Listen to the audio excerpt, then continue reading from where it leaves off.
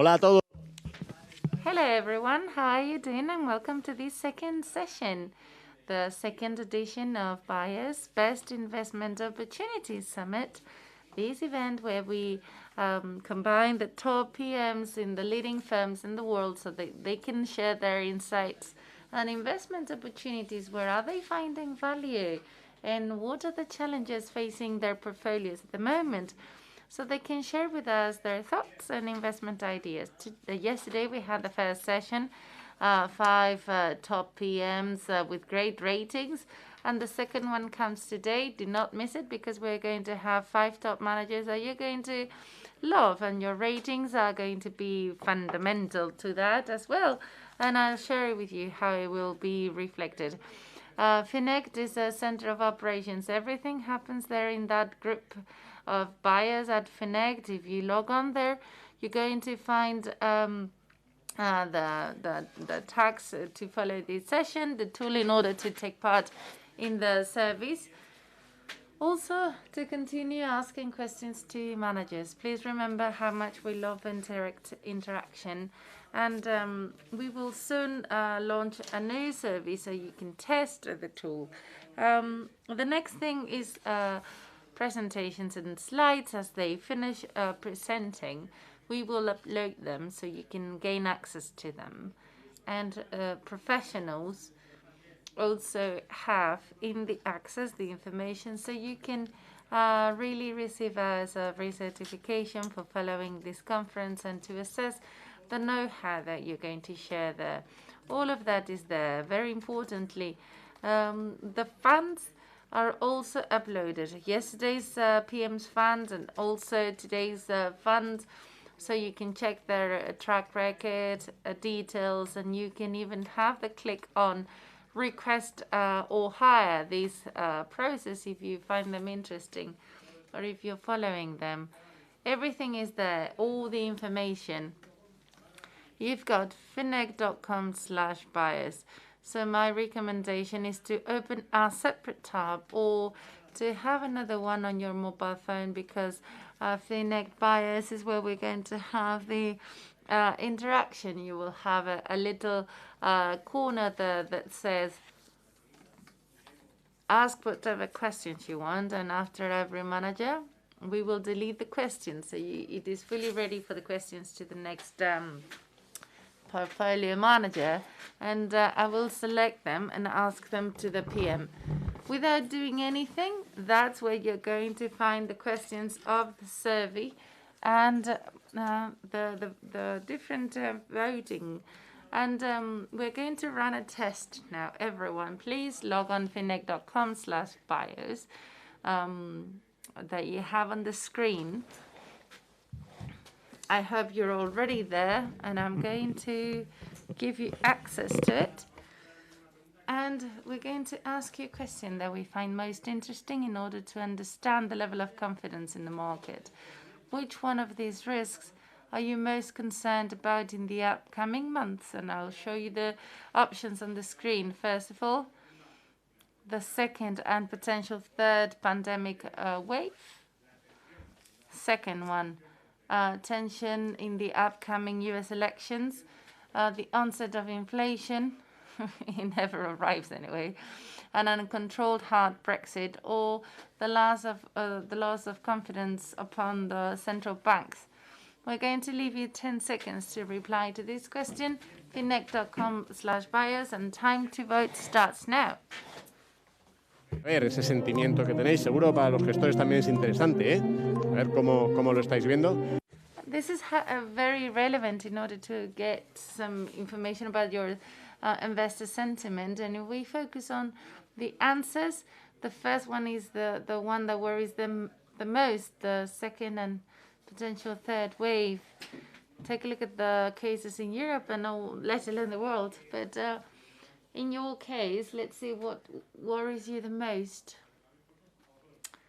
You also are concerned. Out of 66% of the cases, you claim that the second pandemic wave is the most worrisome factor, and then the tension for the upcoming US elections, how easily you can participate. You've seen We will keep it open so we can start interacting. We are going to dive into the first talk. But before we do that, yesterday you had more than 4,000 individuals connected online in English and Spanish. The figures are amazing. We wanted to outperform that of the first edition, and we did it.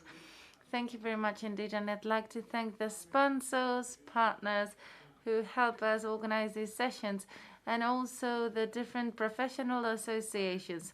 Who are the partners? I'd like to take the opportunity to thank Aberdeen Standard Investments, BlackRock, BNY Mellon Investment Managers, Carmen Jack Risk Managers, Fidelity International, Janus Henderson, Jupiter Asset Management, M&G Investments, Natixis Investment Managers, and Odo BHF.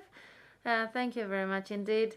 I'd like to thank ASEAFI, the CFA Society Spain, CCFPA, and the Spanish Institutes of Financial Analysts. I'd like to thank you all for following these live. Without further ado, let's dive into the first portfolio manager of today's session. Thank you very much indeed. We are going to start the second session of BIOS 2020 from London with Mr. Rob Powell, who looks for profitability through the companies that are going to lead the technological disruption worldwide. A very important task. He's very much in love with practicing ski and any outdoor sports. Welcome to BIOS 2020. Rob, you have the floor. Thank you very much indeed. The virtual stage is yours. Thank you. That intro, and thank you for having me at this event, and thank you to everybody who's tuning into the videos. Before I start, I should just say that I have 2 children, and I've done everything I can to try and ensure that they're not going to burst in during this presentation, but one of them's 4 and one of them's 2, so maybe that can't be avoided, but hopefully we'll get through as much as we can without any disturbances. So in terms of what I plan to cover today, I want to give an overview of how we think about thematic investing at BlackRock. I then want to focus on technology, a very well talked about theme at the moment and one of our best performing within our range. So I want to dispel some of the myths around technology, talk about why now, and also go through our differentiated approach to investing in this area of the market. So in terms of thematics at BlackRock, we believe that there's a clear link between thematic sector investing. And on this slide, you can see our combined thematic and sector range across our active and index businesses available to investors in Europe. The key here is that we think that thematic funds or themes represent the disruptors of traditional sectors. So traditional sectors being cyclical investment propositions utilized by fund managers where the investment strategy is judged on its performance against a sector benchmark. The fund will be judged as to whether it's succeeding by whether it can deliver outperformance versus that sector, not versus global equities. Thematic funds are distinctly different. The way that we think about our thematic fund range is that all of the products within our range are unconstrained. So we're not putting any boundaries on those funds from a traditional sector or geographical perspective. They're all designed to provide targeted exposure to structural growth. So we're looking for long-term disruption or a permanent change in the current economic environment when it comes to our thematics range. And all of our fund managers are judged over the long term on their ability to deliver outperformance versus the MSCI All Country World Index over the long term. So you can see that there are some clear differences there between thematics and sectors. So why present them in the same space? Well, the reason is that the approach that we take on thematics is fairly unique. We are very well established within the sector space. We've got one of the market leading franchises across energy, financials, healthcare, technology, and other natural resources sectors. But we're relatively new when it comes to thematics. But the way that we think about our thematics, as I said, is the disruptors of those traditional sectors. So we've asked all of our sector portfolio managers to run our thematic products. So in focusing on the disruptors of their traditional sector, they have relevant experience to bring to clients and to deliver for clients in the thematic funds that we've launched. So we have this clear vertical integration between our actively managed sectors and our actively managed thematic products, which mean that our portfolio managers all have relevant experience and expertise when it comes to managing the disruptors of the traditional sectors. So if we go on to focus on technology, which is clearly the topic of the day, why is technology such an important aspect? I want to draw out a number of reasons why through my presentation, but the predominant reason is that technology companies can be the drivers of disruption across many different sectors and accelerators of secular trends. Within the technology sector, we see persistent drivers of returns, which have been accelerated by the recent pandemic. And we also see an increasing reliance on technology from the broader global society. This is also an area which is massively suitable for active management. We see huge differentiation within the technology sector, big winners and big losers. And we believe that by having portfolio managers that can focus on those winners, we can deliver outperformance versus traditional sector indices. But what's the situation now regarding technology? Where are we today? I think we're all aware of the extremely strong returns that we've seen in technology over the last 15 to 20 years or so.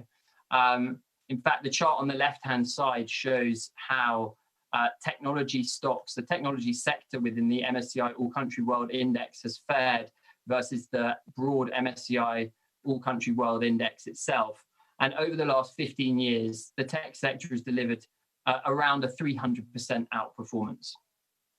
It's also been the top performing sector across 1, 3, 5, 10, 15 and 20-year time periods when compared with other sectors within the MSCI All Country World Index. So tech has delivered very strong returns, and I think we're all aware of that. But tech has also become increasingly important as a part of investor portfolios. So back in 2005, technology was just 6% of the MSCI ACWI index. And due to these strong returns and the emergence of many companies within the tech sector, that figure is now at 24%. So tech has become impossible to ignore as an investment proposition. And we see an increasing number of allocations to technology companies for our clients within their portfolios. But what are the challenges regarding investing in technology? Well, one of the key challenges is how quickly and how fast moving the technology sector is. So on this slide, we're going to examine how quickly the leadership in technology has changed over the last 20 years or so by looking at the top 20 names by market cap within the ACWI within the All Country World Index technology sector. And what you can see between 1990 and the year 2000 is that we had a 60% change in the names there. Between 2000 and 2010, we had another 60% change in the names at the top of the tech leaderboard. And between 2010 and 2020, we had a further 45% change in the names within the technology sector. So what does this mean? What does this mean for investors? This means that investing in traditional sector indices is pretty challenging. Traditional sector indices are obviously going to be over allocating to the incumbents, the winners of the past within portfolios if they're market cap weighted. Whereas taking an active approach means that you can focus on the winners of tomorrow. And this is exactly what we're aiming to do within our tech strategy, is to look beyond the large incumbent winners of the past within the tech sector and focus on the names outside of the mega caps to deliver above average returns by picking up the names that will form significant parts of this list in the future. So how do we do that? Well, we look beyond the traditional tech sector. I think this is one of the most important aspects of our strategy, is defining the technology, the global technology universe ourselves. So we split the technology universe into 6 different sub-industry groups, from hardware to semis, to internet, to services, to software, and to gaming and data center companies. And the key here is that there's a large proportion of these names within the tech universe that we construct that simply don't feature within global tech sectors. So they would not be relevant for traditional technology sector portfolio managers or index related products. Take the internet proportion of our global tech universe. The vast majority of the $5.8 trillion that is representative of that sub-theme within our technology universe is not represented within the ACWI GICS technology universe. The question then boils down to how can we translate this global technology universe into a subset of investable themes with which we can derive value for our clients. And the approach that we take is splitting those 1,200 companies that we've ascertained are relevant for disruption within technology into a set of sub-themes, as we summarized on the previous slide. So cloud computing, Internet of Things, 5G, electric vehicles, digital payments, robotics, and AI. And these are all themes that many tech portfolio managers would focus on. But where our approach would be differentiated is that we would look further down the value chain for these themes, to look beyond the big names, to try and ascertain whether there's value in the smaller companies that are enabling the disruption of the large incumbent technology companies at the very top of global sector indexes. Take electric vehicles, for example. If you look beyond the big names that we're all aware of who are disrupting the internal combustion engine vehicle industry, we see a huge number of opportunities, not just within those components manufacturers, but across the whole value chain, from the companies that are providing connectivity between the cars, the battery manufacturers, the materials manufacturers who are providing materials that go into the batteries, and even the infrastructure companies which are providing the charging infrastructure which enable electric vehicles to function properly. And we can apply this across all of our different sectors, from semis to software, to internet, to services, to games and telco. We're looking beyond the very big names within the tech sector to try and ascertain value across the value chain with the companies that are enabling the large-scale disruption that we're all aware of playing out in our society today. In terms of tech now and what the current situation is, and what the impact of the pandemic has been on the tech sector. Obviously, the pandemic has been a truly horrific situation that has affected the lives of many different people, but it's been a significant accelerator for many of the themes which we're looking to access within the technology sector. If we take the digital economy, for example, the digital economy is already $11.5 trillion globally, which is equivalent to around 16% of global GDP. And it's already been growing at around 2.5 times faster than GDP over the last 15 years. Now, we expect this figure to accelerate significantly between now and 2025, so that the digital economy is going to form around 24% of global GDP by 2025. And this has only been accelerated by COVID. One of the interesting elements, as I already touched on with regard to the technology sector, is how it provides disruption across many different other sectors. And here you can see some examples that we've been tracking that we've been looking to invest in within the fund for some time, that have been massively affected by COVID. From retail, so how we're buying how we're consuming through lockdowns, an increasing reliance on e-commerce, to manufacturing, where people can't attend, where manufacturing workers could not attend the factories to work. There's been an increased demand for automated solutions and AI to be used in their place.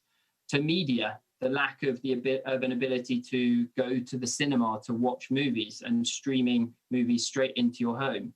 To education, online education becoming increasingly important. Healthcare, the inability of global citizens to go and interact face-to-face with their physician, and having to rely on telemedicine and digital health in its place.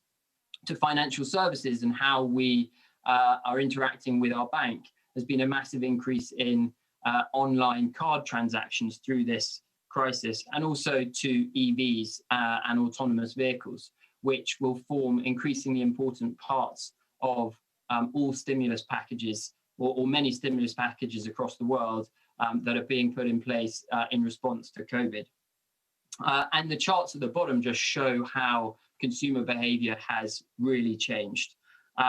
You can see that there's been huge adoption in areas of the market that weren't previously relevant. For example, in telemedicine, where we've seen a significant increase in the number of patients interacting with their physician through online apps and through the internet, and in food and beverage delivery, where we've also seen a large increase in changes in how people are getting their food in the absence of bricks and mortar supermarkets and the ability to go to restaurants to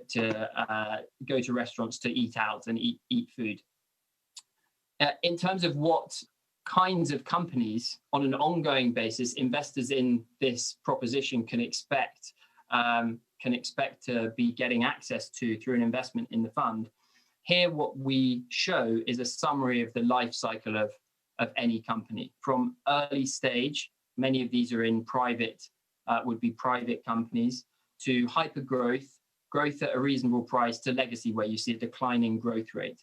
The focus within the next generation technology product is on the hyper growth phase. So we're looking for 20 to 30% revenue growth per annum, where we're looking to really see that inflection point in returns come through for the company in question.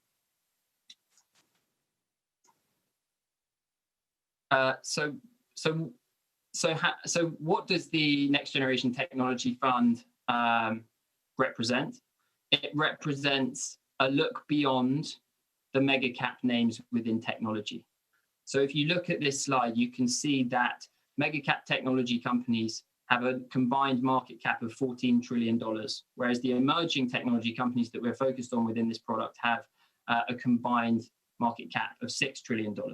Whereas the mega cap tech companies the count of mega cap tech companies is just 100 companies, whereas there's a broad array of opportunities for us to look to within the emerging technology company space. So we have around 1,200 companies from which we can select, and we'll systematically look beyond the biggest names to try and derive value and pick the winners of tomorrow rather than the winners of yesterday. And what's the result of following this strategy? The result has been very strong returns indeed. So if we look at the returns this year, the fund has delivered a 60% absolute return versus an absolute return of 1.4% for the MSCI ACWI index. And since launch, the fund has delivered a 39% annualized return.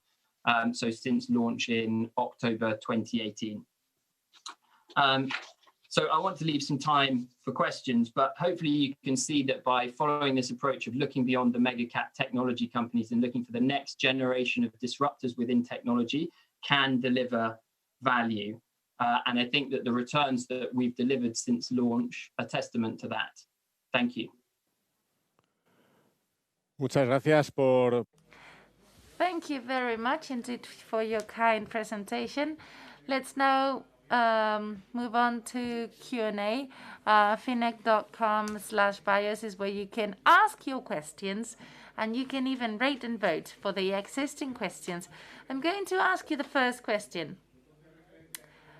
It makes reference to the chart and the evolution of the top leaders, top technological leaders. And do you argue that the competitive advantages of these companies are not too solid? Will this be different this time, or now the winners won't be the winners in the upcoming years? Thank you very much indeed.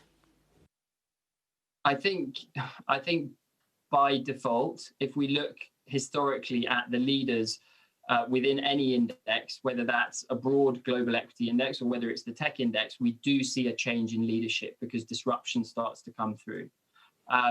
The challenge with any index investment is an over-allocation to the winners of yesterday. So extremely useful tools for gaining exposure to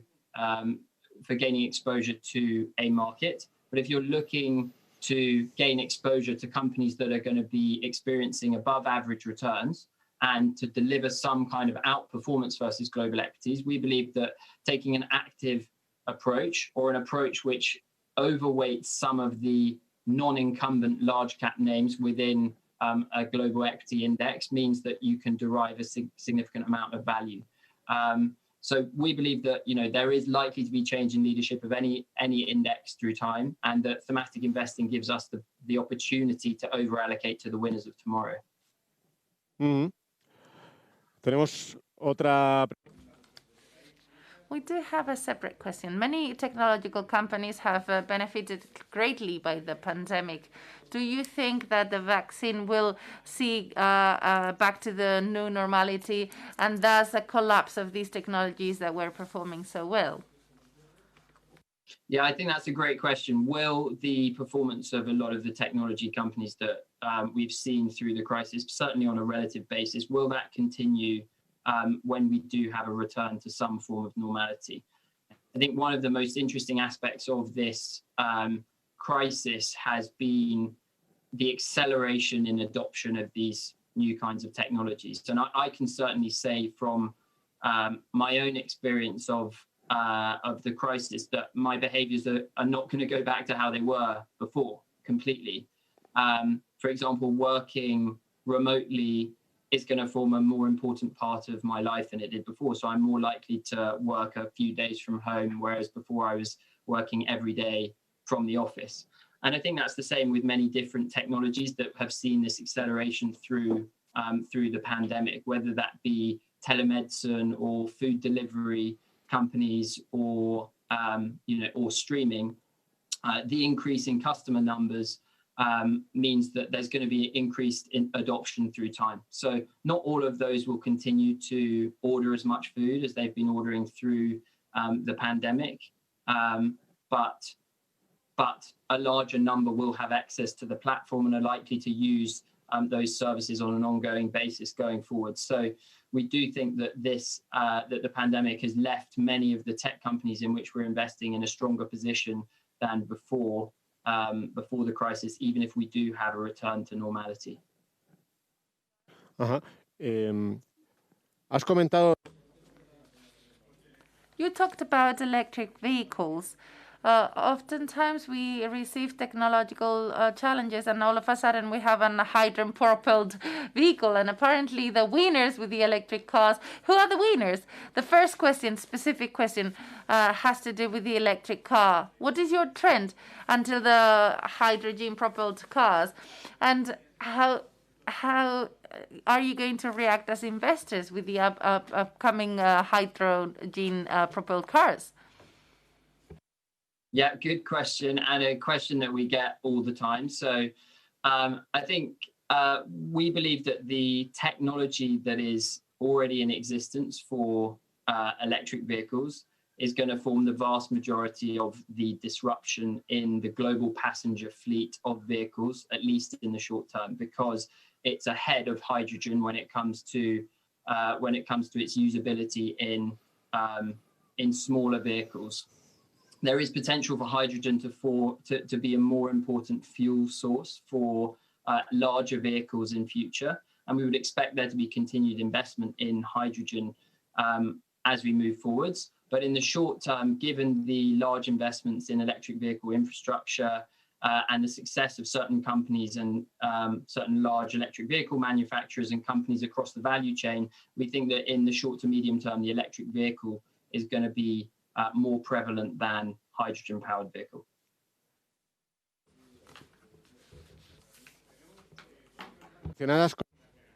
We have two questions regarding FANGs, mega caps, and will the potential change the outperformance of these companies can be driven by antitrust legislation? How do you feel these in BlackRock? So I can't really comment on BlackRock's view on antitrust legislation generally, unfortunately. But I think one thing that one focus of the Next Generation Technology Fund is looking beyond some of the larger names within the technology sector. So we're looking for the enablers of the disruption across technology beyond those big names, beyond the FANGs. So I think with regard to what we're talking about today, that's the antitrust legislation is less important than it would be for the FANGs. Nos estamos quedando casi sin tiempo. Aquí hay una. We are really running out of time, but many argue, okay, BlackRock has a very important ETFs, passive management portfolio. So what is the advantage in investing with BlackRock with a traditional fund with higher fees versus an ETF whose costs are much lower? That's another great question, and a question that we get all the time. I think particularly within thematics and the range of funds that we're discussing today, we see this as a key differentiator on the positive side, because we believe that some themes need an active manager when you're investing in them, and some simply don't. We do have a range of 13 different thematic ETFs, which are all providing exposure disruption, same way that our actively managed funds are. So all of our active funds have to be truly active and doing something which our ETFs cannot, which isn't necessarily the case for providers who don't have the ability to launch funds both in actively managed wrappers and ETF wrappers. So interestingly, the product development for us is aligned between the ETF and the active fund, and we have the ability to be pragmatic about whether we would launch a fund in a thematic fund in an ETF or in an active wrapper, depending on the characteristics. So this really holds our portfolio managers, our active portfolio managers, to account. It means that they have to be doing something which is truly active, and it means that the fees which are higher than on the ETF side, we believe are justified because you're doing something that would not be capturable through an indexed product. Muy bien, pues Okay, thank you so much, Rob, for your time this afternoon. It was a pleasure to have you here with us. Así que. Okay, so thank you all, and we're now going to go to the survey. You have to open your app, Finect.com/BIOS. I have seen a question on the presentations whether you could get them. Yes, in Finect in the BIOS group, you can get them. I don't know if you have already visited it, but you have all the presentations, and Rob's presentation is going to be uploaded now. So let's now start with voting. So the first question you have to vote on is, do you think that Rob's idea is a good investment possibility? And the time to vote starts now. If you want to see the evolution of this fund in Finect, in the group, you have all the funds of all the managers who are participating in this BIOS edition. So just take a look at their evolution in this case, as you were seeing this amazing profitability in a 1-year period. And the second question is where we are considering his presentation, Rob's presentation, how he did it, and how he answered to the questions you asked him. So the time to vote starts now.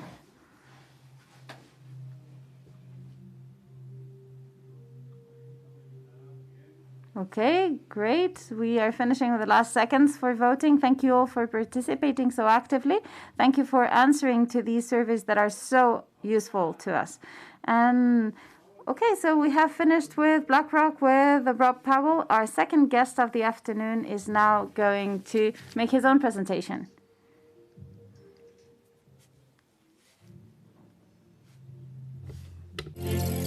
Dejamos Londres para. We are leaving London now and going all the way to Paris, where Guillaume Rijad is waiting for us. It will be great to see how this manager from Carmignac obtains profitability in fixed income in this world of negative rates. It's an important and challenging objective for someone who loves jumping, as he has done 500 times already. And now we give you the floor, Guillaume. Guillaume? Good afternoon, everyone. it's a pleasure for me to give you some a clue to answer to this environment where the interest rates are so low, spreads are so narrow. What are the best investment opportunities on fixed income markets? And our answer to that is flexibility and active management. So my objective today is to convince you that my fund, Carmignac Portfolio and Constraint Euro Fixed Income, is an investment solution which is perfectly well adapted to this environment. It's a fixed income portfolio. We invest in global markets. We hedge the currency risk in this portfolio, and we implement, this is a key point, a non-constraint approach. It is to say that we implement in this fund three pillars. First, we are global. Second, we are flexible. It is to say that we have a strong leeway as a portfolio manager. And third, we are not linked to any benchmark. We maintain a volatility which is below 5% in this portfolio in order to keep with a risk which is an intermediate risk as a fixed income investment. And for this fund, we propose a non-constraint approach on fixed income markets in order to offer you an investment solution tailor-made for the challenging environment. So how do we implement flexibility in a fixed income portfolio? We have three kinds of investment decisions in such a portfolio. First is about the allocation. The point is that we have a global investment universe.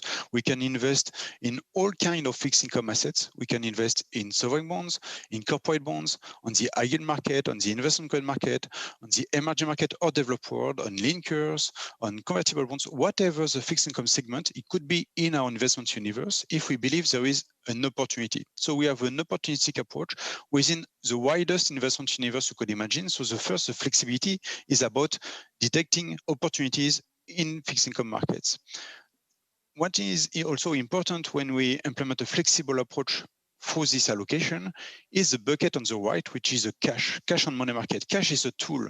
When you think that markets are too much expensive or they are maybe risky, too much volatile, cash is a tool to reduce the risk of your portfolio. And we use this cash bucket as a tool in our management. So we actively manage the allocation within the global investment universe. The second investment decision is about the duration. What is the risk? What is the exposure we take on the different yield curves? The modified duration for the portfolio is evolving between -3 to +8. So we have a very wide range for our modified duration. So if we are positive on interest rates, we can increase our duration up to 8. We can decrease it below 0. We can go into negative territory if we are thinking that rates could increase. So we can translate a risk of rising interest rates into a source of performance.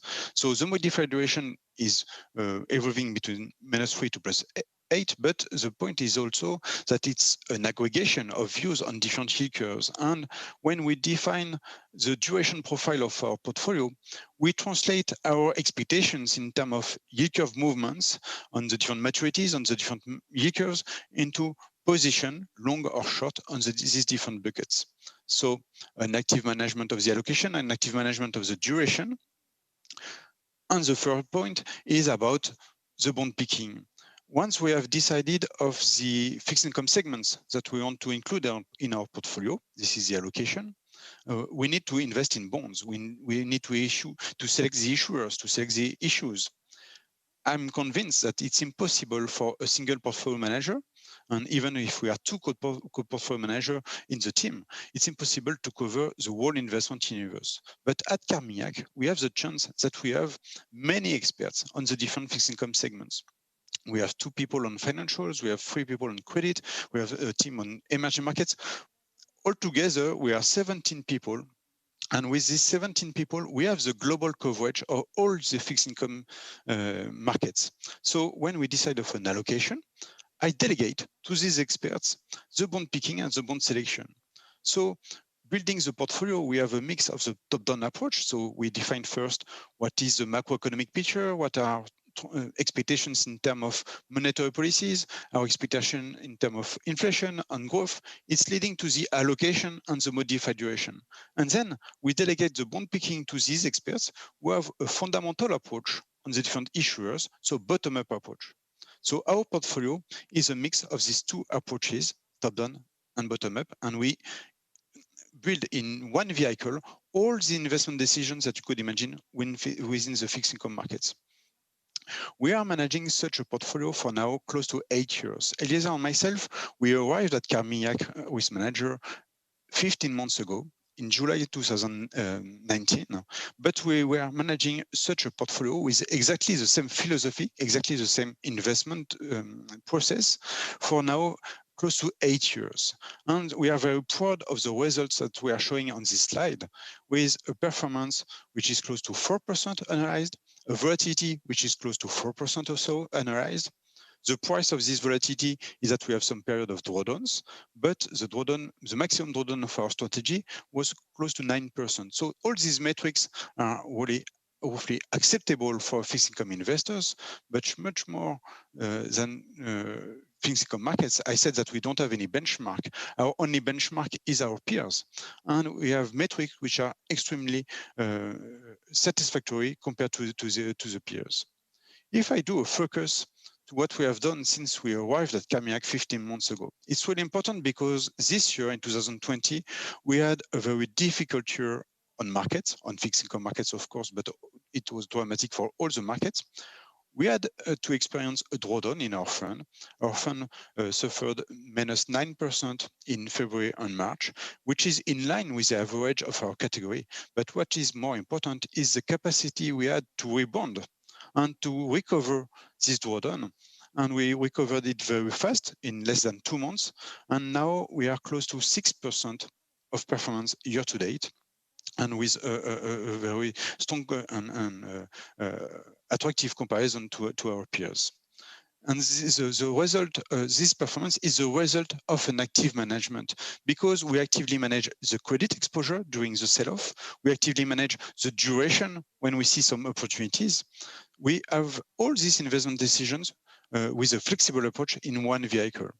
So now if we spend a couple of minutes on what we are doing currently in this portfolio in order to illustrate what are our current convictions and what are the current opportunities, we can show this table where we illustrate where we see the opportunities. And I have two strong messages. First, we are long credit.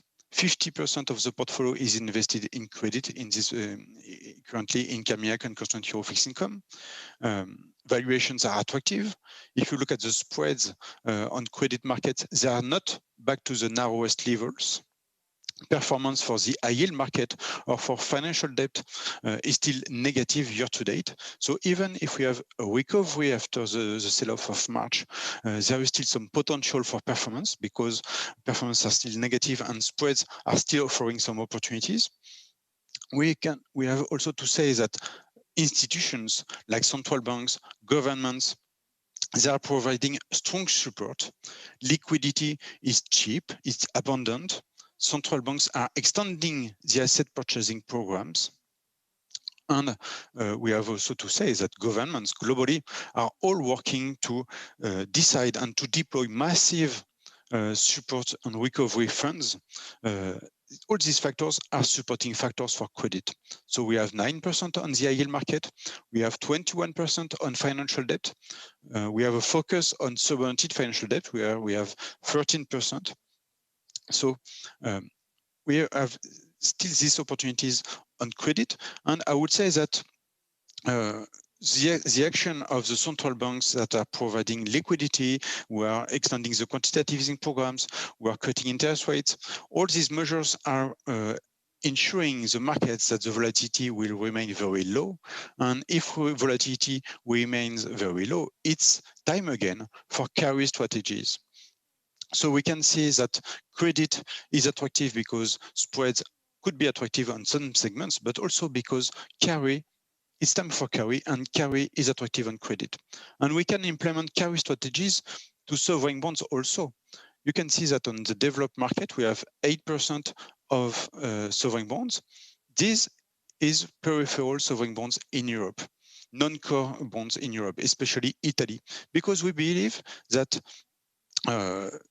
given the net issuance, which is strongly negative until the end of the year, given the support of the central bank, because the political risk in Italy is far away for a couple of quarters, thanks to the result of the elections in September. It's time to implement carry strategies. So carry on spread for corporates and Italy, but also the second message about this positioning for our fund, it's that we are long duration. Our modified duration is at 6.65. So when you remember that our duration can evolve between -3 to +8, it is to say that we are close to the high side of our range for the modified duration. And why are we long duration in our portfolio? First, because, as I said, it's time for carry, and the support of central banks can be implemented through carry on yield curves. Some yield curves are steep, and this is why and they are attractive, and this is why we are long in duration in the US, in Europe, in Australia, and the UK, in China also. All these yield curves are steep and should price more stimulus, more actions by the central banks. So we implement carry strategies on these yield curves. We can say that there are some risk on the very long maturities on some yield curves. For instance, maybe in the US, if we believe that there will be strong support from the government in recovery plans, in fiscal stimulus, it will be translated into more spending by the governments and then more supply on the market, more issuance of debt. So maybe it would be a risk for the longest maturities, but we try to protect our portfolio for that through options on the very long end of the yield curve, and also for inflation. And we have 10% of inflation-linked bonds in our portfolio, because if we have a steepening of the yield curve, it should be a repricing of the inflation risk, especially the reflation trade in the US. So we are long credit, we are long duration. We try to protect through inflation the long end of the yield curve. And the last point is that we could find a reason to be long duration, also because you are long credit. I say that it's time for carry. We have a strong support from central banks, but if we have a risk aversion coming back on the market, if we have some volatility on the credit market, well, there is still some room on the core interest rates to price some flight to quality. So our duration positioning is not only to benefit from the carry and the steepening of the steep yield curves, but also because this is a protection for our portfolio. And the last point, because we are speaking about protecting the portfolio, is the line cash and money market. We have 24% of cash in our portfolio. I would say that we have a contrarian approach.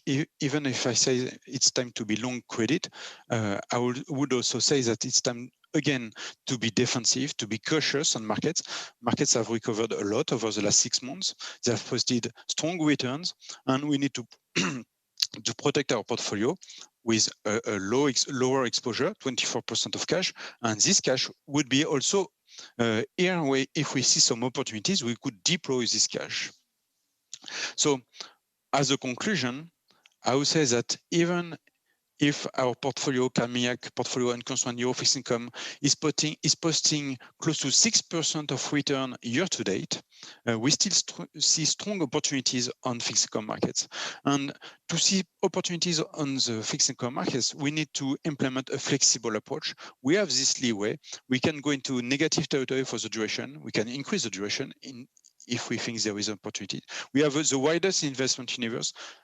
I would summarize that we have all the tools to face changing environment on fixed income markets. And we have shown in the past that we are able to post strong returns, and we have the tools to apprehend the coming future. Now, I would be happy to answer your questions if you have any on different fixed income markets. Muchas gracias por... Thank you so much for your presentation, Guillaume. Yes, we actually do have 6 or 7 questions, and I'm sure that we will keep on getting questions. So I will start with the first one that got to us, which is, how do you use convexity of fixed rate assets in your funds? Fixed income assets, sorry, in your funds. We have 2 ways to use the convexity in the fund. First, is through options. We can use derivatives. So when we build the portfolio, we decide of an allocation. What are the different opportunities? So I said we have opportunities. We see opportunities in credit, in inflationary bonds, in financial bonds, etc. So we build this allocation. We invest in bonds through the different experts, and then I will look at the aggregated portfolio. And with derivatives, I can adjust the duration or the risk profile of the portfolio, and we can include convexity in the portfolio through options. This is what we do. We are actually doing on the very long end of the US yield curve, where we try to protect the portfolio. Our core view is that we need to be long duration, but we protect through options in order to protect if we have a rise in interest rates. And the other way to put some convexity is more the investment style. We have a contrarian approach. We have some cash in the portfolio. We have 24% of cash in the portfolio. The cash bucket is evolving between 0 to 60% in our allocation. So we with this contrarian approach, we implement a some convexity in the behavior of the portfolio. Guillaume, aunque al principio. Guillaume, at the beginning of this day, we run a survey, and inflation was not seen as one of the main dangers. But now we have a few questions with regards to what would be the impact of inflation if it actually gets here. What would be the impact on your portfolios as they are right now? So I agree with you as a community that inflation is not a risk which is strong currently on the markets, especially in Europe. In Europe, we are experiencing a negative inflation as a year-on-year measure since July and maybe until February. So we are in a period where inflation is negative, and we can't see any strong trigger for higher inflation. But maybe this story is different in the US, where we can see more risk for inflation.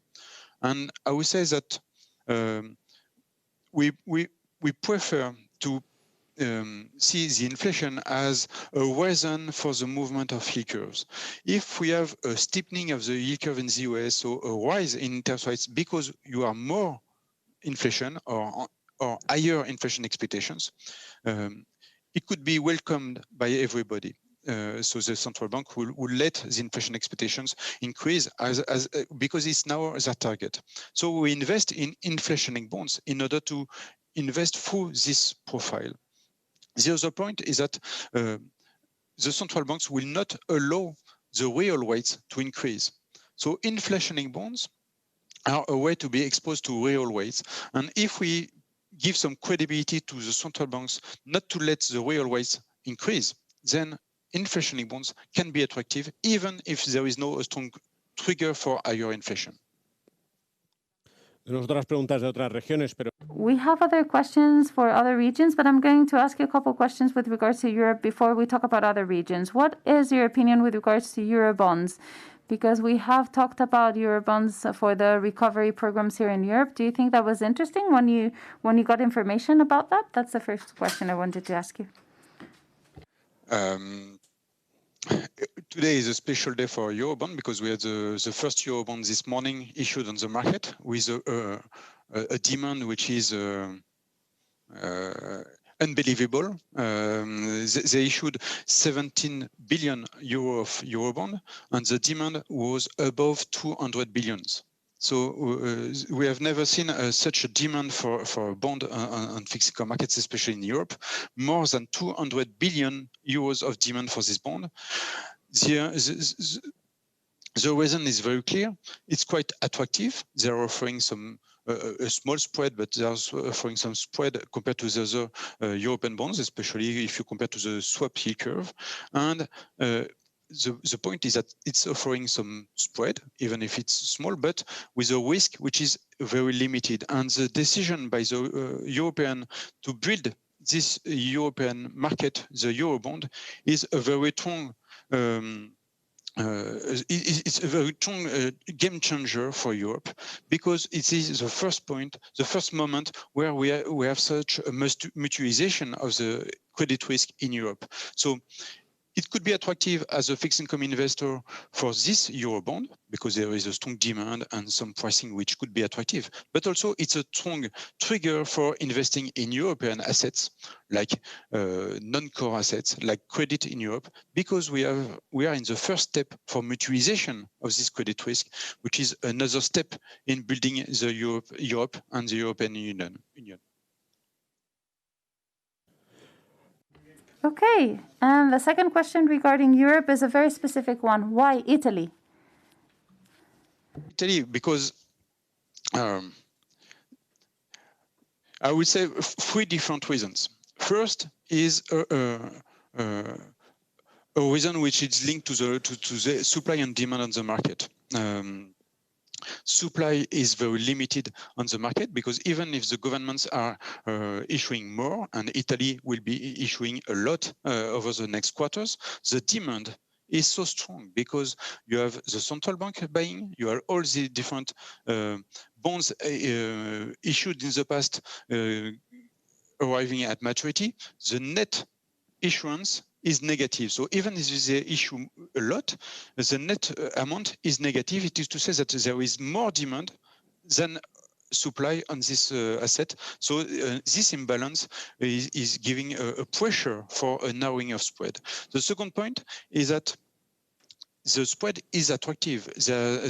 We have a spread between Italy and the core markets, which is attractive because it is pricing a political risk, which has disappeared 1 month ago.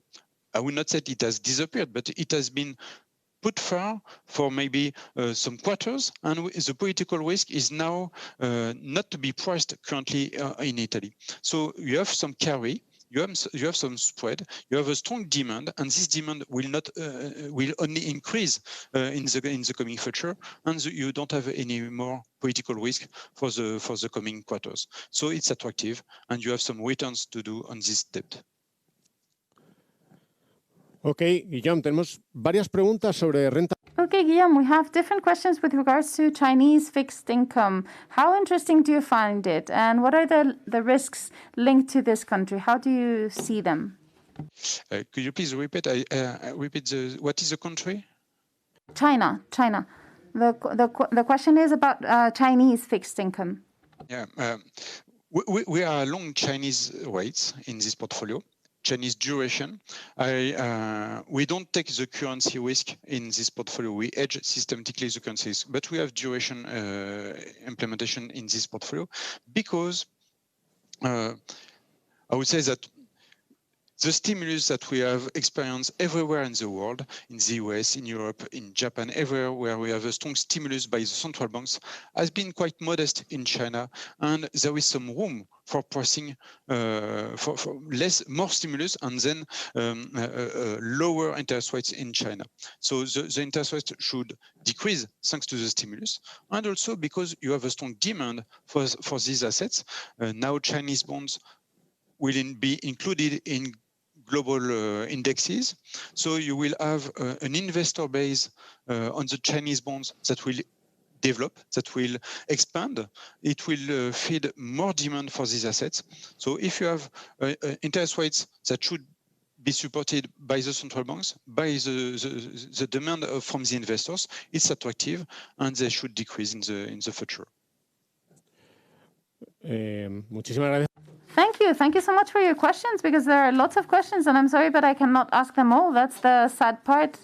But I'm going to read this question. How did you feel that broken market in March, Guillaume? That moment when prices were so difficult and selling certain bonds being issued was so difficult. How did you live through those days, you who are fixed income managers?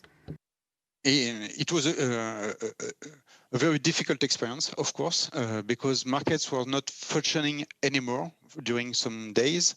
I would say that it was difficult, but it was also a strong opportunity as a portfolio manager. I have to say that coming to this crisis, of course, we have not seen the COVID crisis arriving before the other people. Is that the point? But we are facing fixed income markets that were expensive in our point of view during the winter. So we entered this crisis with 1/3 of the portfolio in cash. we had close to 30% of cash in our portfolio because markets were too much expensive. So when the crisis happened and when the markets closed, you have a strong dislocation of valuations. Of course, we have seen credit spreads widening dramatically. So all the credit markets suffered a lot, but not only the credit markets, also the sovereign markets suffered a lot. You had a market which was closed, complete dislocation, and then it was an opportunity because when you have so strong volatility on the market, you had the real rates increasing so much that they were not reflecting the fundamental pricing. So if the fundamentals were not priced anymore, it was an opportunity. So we deployed our cash. So we entered the crisis with 1/3 of the portfolio in cash. We lowered the exposure during the crisis, and then as soon as the end of March, we deployed the cash of the portfolio, and we took the opportunity to invest in credit, in sovereign bonds, in inflation bonds, in sovereign bonds in core markets, as well as in peripherals, in non-core markets in Europe. And then we were allowed to benefit from this rebound, from this recovery, because when the market opened again, after several days, the repricing has been very fast and very strong.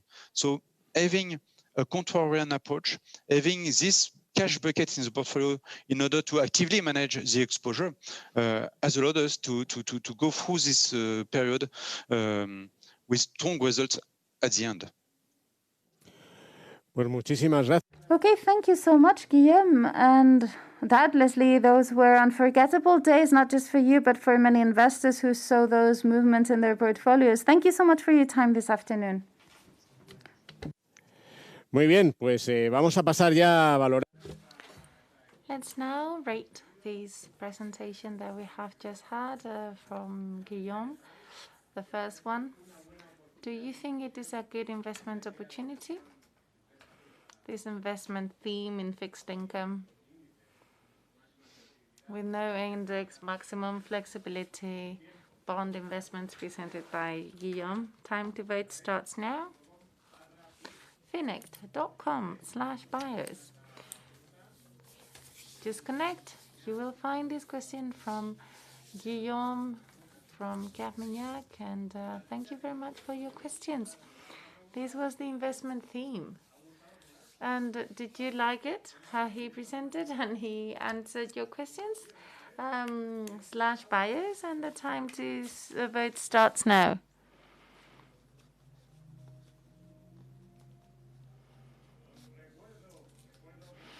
Be kindly reminded that you can find all these funds at BIOS within Finect. You have all existing information. If you like them, you can click on the banner and you can even hire those products. Everything is in BIOS on Finect alongside with your presentations. If you like this session, click on likes, please. Thank you very much for your kind participation. Let's now move on to the third keynote speaker of today's session. The way we move around is changing.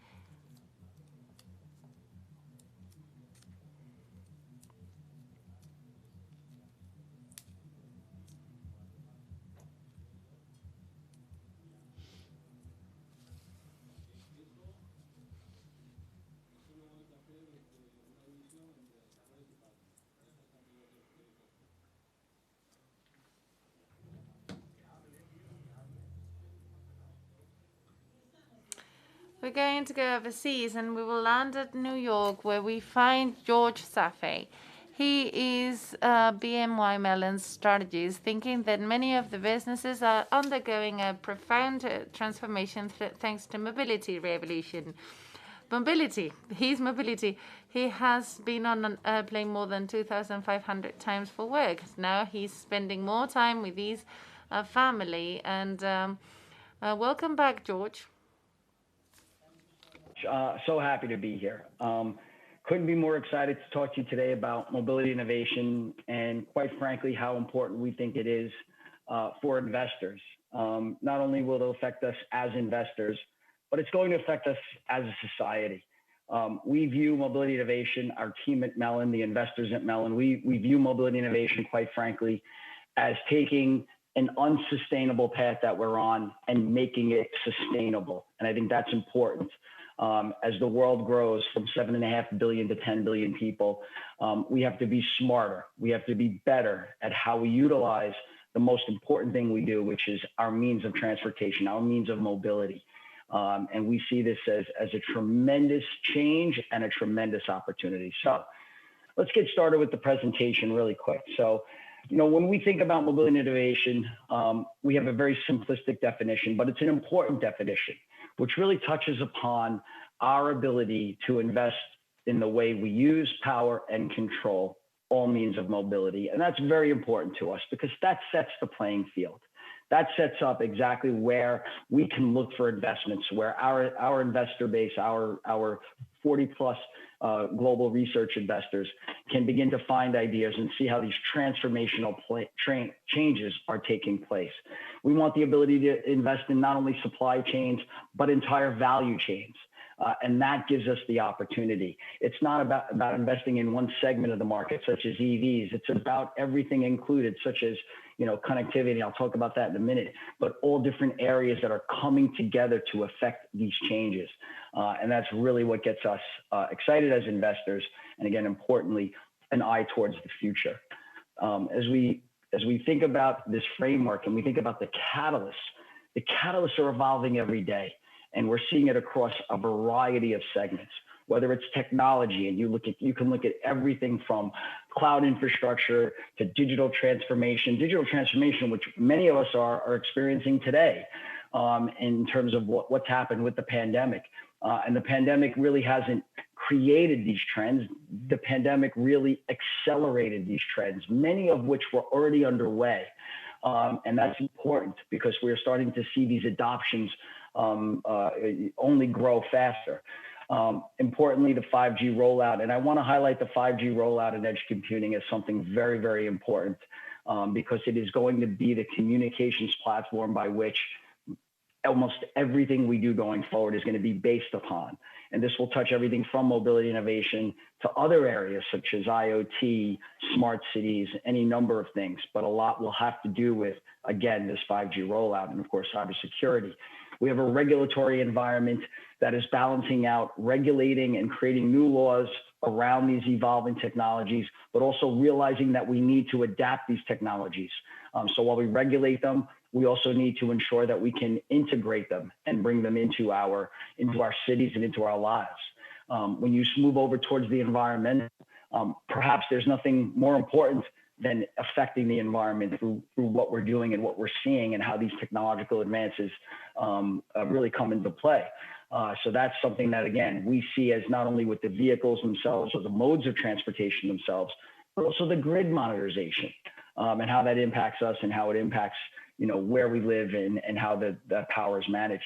And then lastly, the consumer. And the consumer is evolving and changing, whether it's around the automotive, the demographics. We're looking at the millennial generation now coming into a different place in time where many of them didn't have those experiences when they first graduated college during the first financial crisis. They now have jobs. They're now well employed, but importantly, they are making decisions with their money and doing things that they want and feel are going to be better for society. And that's important. Again, as investors, we have to recognize that and we have to invest around that. So there are many catalysts. And again, happy to take questions at the end and talk through some of these if they're interesting to you. We set up a framework for mobility innovation to really give us an idea of the lens we should be looking through in terms of the areas that we can touch. And if you've listened to me before, we've talked about areas such as connectivity, whereas again, we talk about the different elements of being able to, whether it's connecting to the car, connecting to networks, connecting to infrastructure. That's where we see the connectivity aspect of case. Autonomous, which is ultimately the development of fully autonomous vehicles, but how we are seeing different systems that are underscoring that autonomous working its way into current day vehicles. We talk about ride sharing and obviously thinking about revolutionary new models in terms of how we use and access transportation. And then lastly, of course, electrification. These are the alternative means to what we call ICE, or internal combustion engines. So this is typically the framework we've invested in. But here's what's interesting. Here's what's happening. You know, to us, we recognize that mobility innovation is actually fluid and changing constantly. You know, over the last many months, we see cases evolving in new and variable ways. Companies are expanding into new markets. New technologies, right, are disrupting the status quo, and consumer preferences are changing, and new laws, of course, being passed. So cases evolving. So when you think of connectivity, we're seeing an increased connected world around us and our vehicles, and it's resembling almost, you know, smartphones on wheels. So due to the rising content, the rising sensors, vehicles are transforming into new digital or cyber platforms that generate incredible amounts of data that are analyzed to provide higher efficiency, improve safety, et cetera. So we see connectivity evolving into cyber. We see autonomous evolving into adaptive, as I mentioned earlier. Many of the systems that will underscore these autonomous vehicles are going to work their way into our internal combustion engine vehicles today, to our EVs today. And we're going to see safety systems expand. The vehicle is going to get to know us. The vehicle is going to work for us. The vehicle is going to anticipate driving patterns, when it should stop. These are really going to lead up to autonomous at some point, but that's where we see adaptive emerging. And then sharing is very interesting, because now it really highlights the evolution from the services we've talked about, like Uber and Lyft, to broader data sharing relationships. You know, as privacy laws take hold around the world, companies, consumers will begin to redefine how data is shared, stored, and monetized. Consumers, you know, they begin to opt into new services, and they will control how their data is used. This new relationship can expand trust with companies and fuel higher value-added services. So we are, again, focusing on these evolutions. And then lastly, electrification. And electrification is expanding as we've begun to see billions of dollars to bring electric powertrains to market. So this electric powertrain, you know, has certainly leading to expanding from not only the vehicle, but into other modes of transportation. We also see expanding beyond electrification into things such as hydrogen. And I know that we had a presentation earlier where they mentioned hydrogen, and hydrogen is definitely a viable alternative. This is what gets us excited. These shifts, these changes, while daunting and large, they're exciting for investors. And that's how we see this landscape evolving. Let's talk about the battery. One of the keys to the adoption of electric vehicles is the reduction in cost. You know, that will be very important. Approximately 50% of the bill of materials in an EV comes simply from the propulsion system, the battery system. And it's very important because the battery is really making up the bulk of that cost. But as you can see here, we've had an approximately 90% decline in the cost per kilowatt hour, you know, since 2010. In the price of battery generation, power generation. And we are on our way to $100. And the reason why we highlight the $100 per kilowatt hour is because that's when most estimates would have you understand that the battery costs will become in line with internal combustion costs. So that's when we hit what we call price parity. And that is just a few years away. In the meantime, there are other elements to make EVs competitive. But what we're excited about is that the fruition, the realization of EVs as a viable alternative, it's here. And that's what's exciting. As we look at what's going to drive adoption rates, especially with EVs, we are seeing the increase in energy density, the ability to have more power, the range, the lifespan, the efficiency, and the safety are all going up around battery technology. At the same time, costs, charging times are decreasing. And this is what's going to drive further adoption of EVs. And it's really not just things we are seeing on the investor side, but these are the real headlines that we're seeing. The state of battery technology is happening and happening rapidly across different areas of the world and across different companies and countries. And that's what's exciting, whether it's BMW developing sustainable material cycle for battery cells, over to Panasonic or Toyota. It's happening fast, it's real, and we couldn't be more excited about, again, the opportunities we're seeing that are coming from the ground up in this area of the market. So electrification is actually expanding, and that's what's really becoming very interesting. And as the penetration of EVs expands, quality and dependable battery capacity is critical to meeting the demand for EVs. So here you can see many of the Greenfield battery production plans in Europe. You see companies such as LG Chem, Samsung, ST Innovation, Tesla, and Northvolt. Many of these companies on this map have partners such as auto manufacturers, some of which have invested capital in battery plants, while others have signed supply agreements. For example, Swedish battery company, cell producer Northvolt, has a JV partner with Volkswagen for one of their plants, as well as a supply agreement with BMW. And more recently, Daimler formed a joint partnership with CATL for supplying cells and entire battery systems, as well as combining research. So really what this demonstrates is that this initiative is well underway. It's real, and it's actually gaining a lot more momentum. So there's going to be a lot more to come. We had a version of this chart that was 2 years ago. It looked very different. So it continues to evolve. And again, for investors, this is really just a great opportunity for us to continue to keep an eye toward as we move forward. I mentioned earlier about investing, whether it's a supply chain or the entire value chain.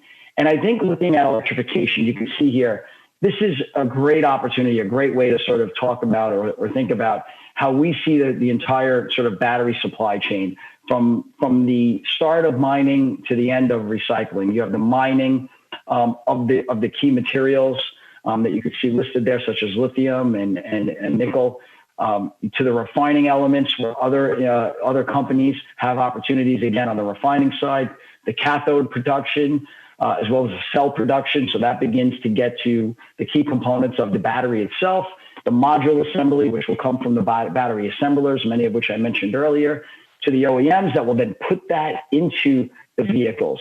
Some will have basic battery designs. Some are going to have batteries that are designed around the vehicle, where again, as you have a battery at the bottom of a vehicle and you have more of a sports car, you may have cutouts of the battery so that the car could sit lower. These are all many things that are happening around us, all leading again to better opportunity. And of course, at the end, the recycling.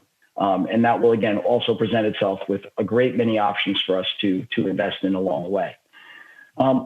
One of the important things that we want to talk about is the entire sort of the picture around and the impact around COVID and supply chains, and really the support infrastructure around EVs and their deployment. Subsidies, tenders, and targets remain vibrant. We've continued to see governments, very much behind the initiatives. For example, EV purchase incentive schemes in Germany are at about 6,000 euros. In France, about 7,000 euros. In the U.S., we're right now at about $7,500, and even in China, they're at about 3,500 U.S. dollars. And again, as we start to see the price of the battery packs work toward parity, we are definitely going to see, better adoption and more mainstream utilization of EVs. But also, what's coming from this is going to be grid infrastructure and investment in load management projects. In fact, much of the COVID response money is actually tied to, again, incenting around stimulus to get better projects around EVs and a movement away from ICE vehicles into EVs. And grid infrastructure is going to be critical to this. As we see higher adoption rates, we have to better manage, utilize, and even generate the electricity. So renewables will be critical. And I think that's where we see an incredible opportunity, again, for this portfolio. We are certainly going to see additional legal measures and mandates, again, to install and perhaps give some taxation relief around utilization. And then lastly, but very importantly, the infrastructure around the vehicles themselves, the EV charging rates and design are accelerating. We're seeing many more deployments of charging stations and those opportunities. In fact, as we go to the next page, you can see that the total number of public charging connectors are surging past 1 million in 2020 and going higher. And the beauty of electrification, again, is not that you're relegated to what we would have considered here, especially here in the States, a gas station previously. You can charge at home, you can charge at work, you can charge publicly. There are going to be many more opportunities to charge, and that's what makes this very viable, especially for urban dwelling and opportunities. And again, these are key elements to that statement I made at the beginning, which is taking an unsustainable path and making it more sustainable. EVs give us that flexibility, in so many different ways, and this being one of them. Some of the things I'd like to highlight here, 5G and what we're going to be doing around 5G. And as we begin to roll it out, and it is rolling out now in China, in the US, in Europe, they're all coming out at different rates. Unfortunately, but thankfully they are emerging pretty quickly. But Internet of Things, again, is very important just because of the massive amount of sensors we're going to have in buildings, in vehicles, in our infrastructure. And this is a technology. 5G is a technology that is going to make this happen. The evolution will be the speed, the revolution. The real key to 5G is in the latency, which drops considerably versus a 4G network, from about 30 to 400 milliseconds of delay to under 1 millisecond of delay. So you have virtually no latency in a 5G network. Important for that category, mission critical applications. And this is something that, again, is going to be very important. The other aspect of 5G that's very important is going to be centered around density. The fact that in a 4G world, you're limited to about 100,000 simultaneous connections for each connection point. In a 5G world, that same square kilometer will hold approximately 1 million simultaneous connections. So 100,000 versus over 1 million. And you really can't compare that to the previous generation network. So this is built for the world we are seeing evolve in front of us. And the beauty of the way we've defined mobility innovation is that these are all available for this portfolio to invest in. Other aspects of 5G include how it's going to be rolled out and developed. There are going to be roughly 3 tiers to it. And importantly, the millimeter wave technology, what you see there in the center, that is really where you're going to see the latency and the speed, benefits. So the beauty is, again, it'll roll out slowly, but eventually when we get to that optimal level of millimeter wave, 5G will be by far the most dominant communications network we've ever had. In fact, there are some that actually say it's so powerful that we don't even know what we can do with it yet, because we really can't develop for it. But the opportunities are very exciting. I want to talk a little bit about going back to the ADAS systems. And when we look at what's going to be in our vehicles, when you think about it, whether it's camera-based or radar-based, we are going to have a multitude of technologies that are going to increase the safety in vehicles. Right now, as we speak, approximately 1.35 million people die per year in distracted driving car accidents. Okay, what we are seeing evolve in front of us are going to be safety systems and safety subsystems that are going to virtually reduce that by approximately 87 to 90%. So again, importantly, investment opportunities that tie very well to what we think are societal benefits as we go forward. And other things we're thinking about that are going to evolve as we get into more of the autonomous driving techniques are things such as platooning or see-through information. If you've ever been stuck behind a truck, when cars have these systems throughout them and trucks have these systems, your screen will show you what's in front of the truck that's blocking you. These little things are all going to lead to better efficiency, better gains. Autonomous also will lead to cooperating driving, where if an ambulance is approaching, the cars automatically react to that, slide over, and allow for first responders to have priority access.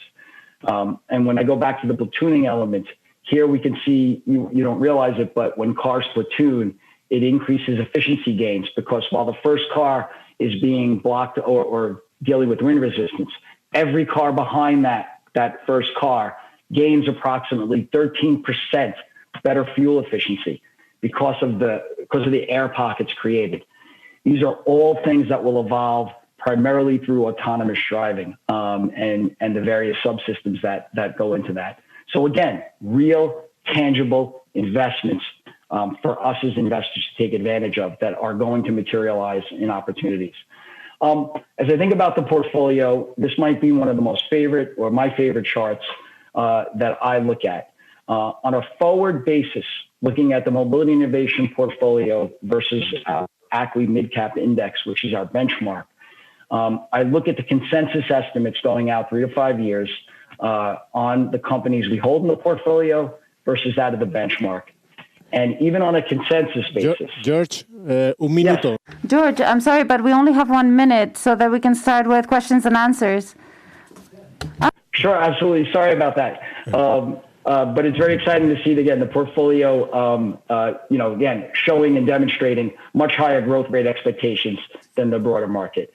I'm going to finish here just lastly on how we're positioned.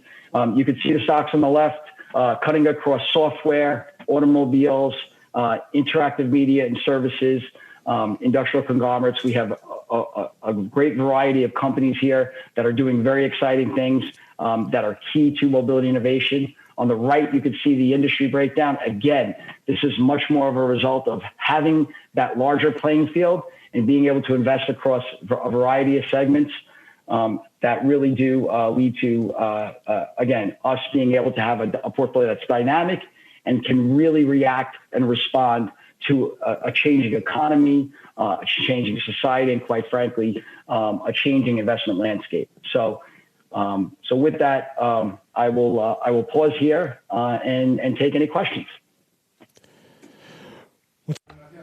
Thank you so much, George. Well, since you have just Since you just gave us your positions and your portfolio, some people were asking about whether you could show one company as an example of an innovative companies that you have in your portfolio that might not be so well known, so that we can see how you apply those advantages. As I think about the portfolio, we have a lot of, quite frankly, very strong stocks that again are going to play in different areas. One that may not be as well known is a company called Meituan Daiping, based in China. They are benefiting dramatically due to the COVID environment. They do a lot of the food delivery as well as ride-sharing services in China. We think they have a great growth trajectory. We think that they have a lot of strength moving forward. And I think other speakers have said this originally, but I do think that what's important here is that no matter what we think as a society, once these services have been introduced to us, once we begin to experience them, even if when we do emerge from COVID and this pandemic, we are not going to go back to where they once were 2-3 years ago. We are now seeing these services flourish. We are seeing the benefits of these services, and this is a company that we think will continue to gain more attention. Again, I don't think it's a company that we necessarily is recognized around the world, so to speak. So again, we see a great advantage. Okay. As a matter of fact, there are questions that actually ask about the consequences of the pandemic. They say probably the use of individual cars will be reduced, and some people will say, in this evolution, will we really have private cars in the future? Will we? Well, I mean, I think if it was pre-pandemic, I would have said there was a big emphasis to move away from private vehicles because, quite frankly, they're just not good investments even for individuals. They depreciate. They cost you money. I used to travel a lot, as you mentioned, and my car would sit at a parking lot. It would be there for a week. I would pay parking. I pay insurance. I pay financing, and I don't use the car. because I'm traveling. I use it for a day or two. That's inefficient. And technology is wonderful at disrupting inefficiencies. However, now we're living in a world that has to be rethought.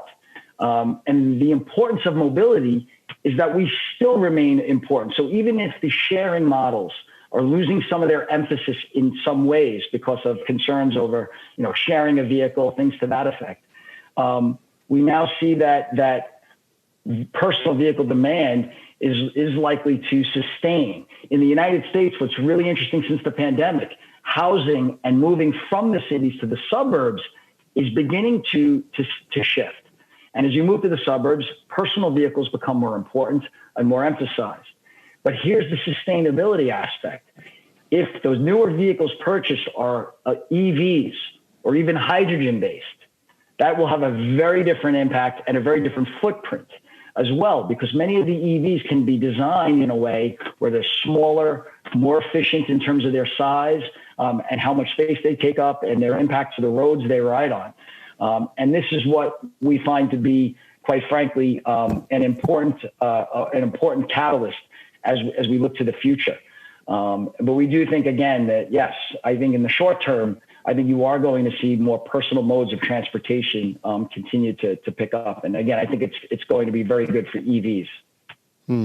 George, te voy a transmitir otra pregunta que ha habido en otra ponencia. George, there was another question that was asked during another presentation that had to do with the change of energy used in cars, because now we talk a lot about EVs, but there are also other hydrogen-based technologies. So how do you see this? What's the potential that you give to hydrogen? Do you think that it will really replace EVs, and what do you think the trend will be? I don't think hydrogen will replace EVs. I think that hydrogen and EVs will coexist in an important way. We view EVs as a much better option for smaller range vehicles, meaning your more personal use vehicles where you are not using them to haul or to travel with cargo, things like that. We think hydrogen actually has benefits that lead to what they call in the United States long haul markets, your trucks. So think about just the difference between the two. When you think about the commercial space and the trucking space, much bigger. But remember, roads throughout Europe and the United States have weight limits, because those roads, as you deal with the sun and the heat, and they're on and they're heavy, they wear on the roads. You have bridges that have maximum capacities. Batteries are big, batteries are heavy. So if we were to have electrification for these larger trucks, the problem you're going to have is you've got much more weight, and our trucks can only have a maximum weight. So how much can they carry in a load if the batteries are making up a considerable portion of the weight? In addition, trucks are going to have a harder time refueling. Even with superchargers, it's going to take more time. With hydrogen, you don't worry about the weight, and you don't worry about charging, because you just fuel it with the hydrogen gas, which is much quicker. So that's where the benefits take place. And on the EV side, you tend to have much better design and easier design and access. The beauty of electric is access. We can put chargers in homes. We can put chargers at work. So that's why this is really a win-win. And we have tremendous opportunities and benefits here. So yes, both fuels are viable. And remember, I'm sorry, I know that we're limited on time. There are two other things in play here. How do you fuel your electricity? How are you getting it? Oil, coal, or renewables? With hydrogen, it's the same thing.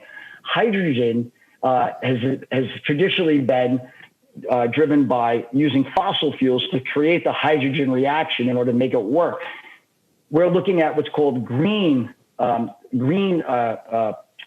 green technologies behind creating hydrogen. And that's what's going to make both of these viable. And again, exciting opportunities for us as investors. Mm-hmm. Pues George, sintiendo... Okay, I'm really sorry, George, but we run out of time. So I'm afraid that although I do have more questions, I will not be able to ask you those questions because another manager is waiting. So they asked me if you could repeat the name of the Chinese company because they didn't get it. So if you could repeat the name? Absolutely. Meituan Daiping. Okay. Meituan Daiping. Okay. Okay. Thank you so much, George. It was a pleasure to have you here with us. Okay, so we'll now start with the voting. Thank you all for your questions once again, for your participation. Finect.com/bios. And the last one, you didn't participate as much, so try and participate now. So now tell us first what you thought of the investment idea with regards to mobility that George has been presenting to all of us. And the time for voting starts now, finect.com/bios. So you simply have to write the address on the browser so that we can get that feedback, knowing what interests you, what doesn't interest you for our next event. So thank you so much for voting. And now we're going to vote on the presentation itself, on how George made the presentation, how he answered to your questions, and the time to vote starts now.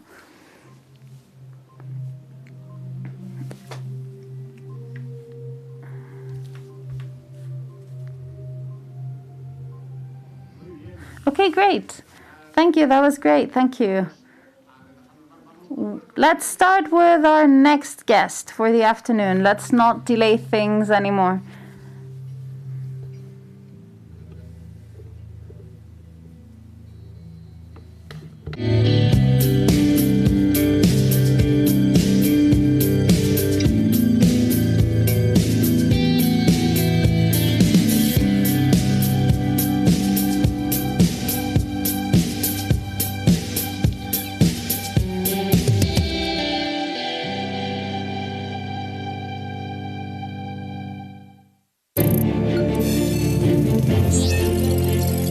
Volvemos a las orillas. So we're back to the River Seine, where we will have Guillaume Schuz, who is a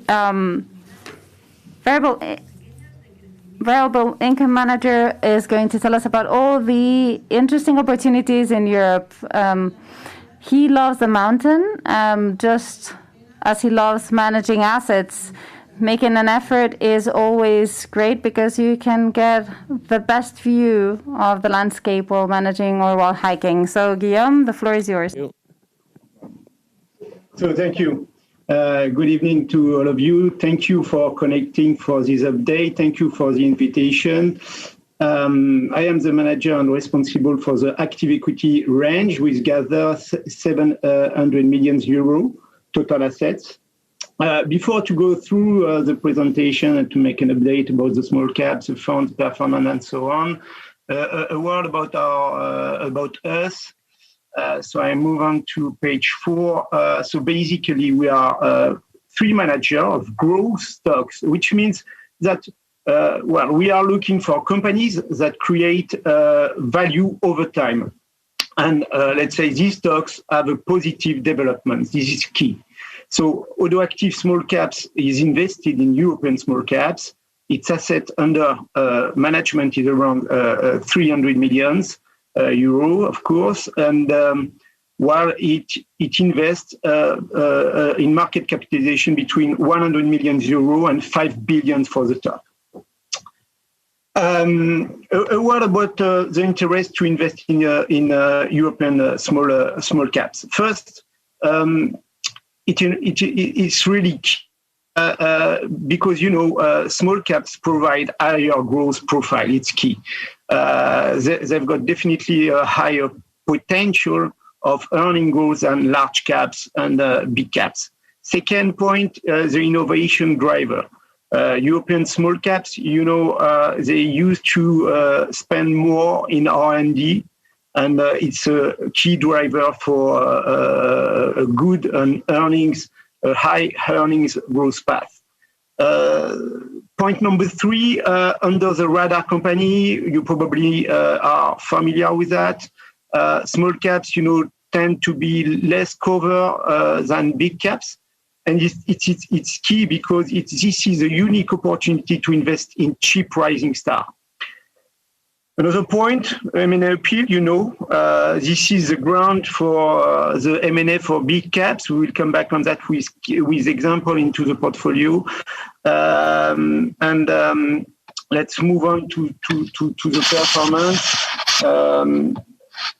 You see on the long run, as you can see on the chart on the right-hand side, large cap used to underperform small caps.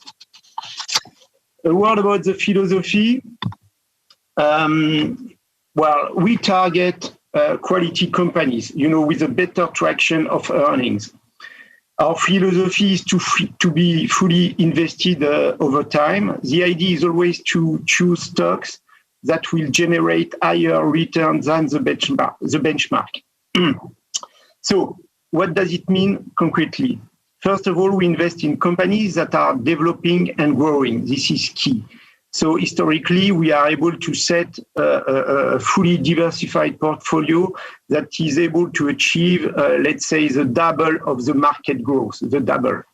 By quality companies, it means that financially they are more efficient and they've got a better balance sheet than the universe. Finally, the price angle is key for us.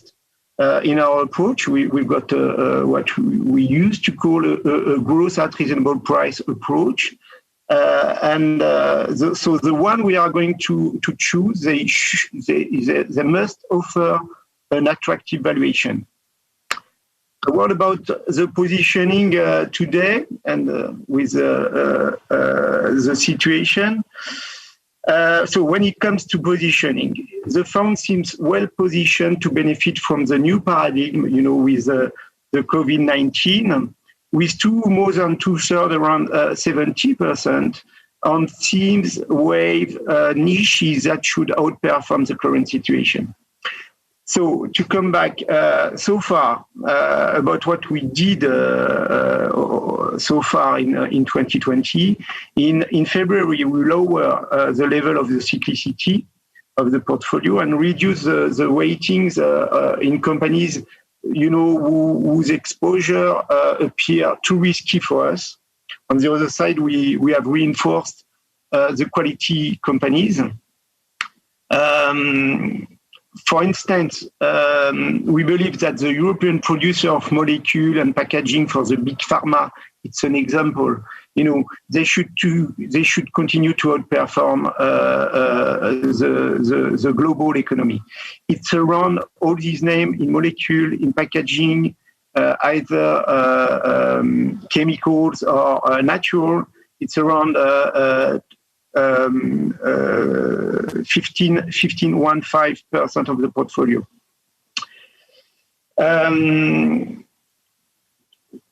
A word about the other theme. There's many trends that are emerging, such as homework, video conferencing, collaboration, online project, and so on and so on.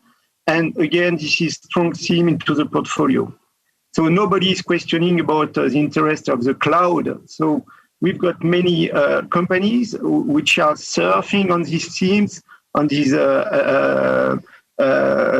appetite for online collaboration, remote, and so on.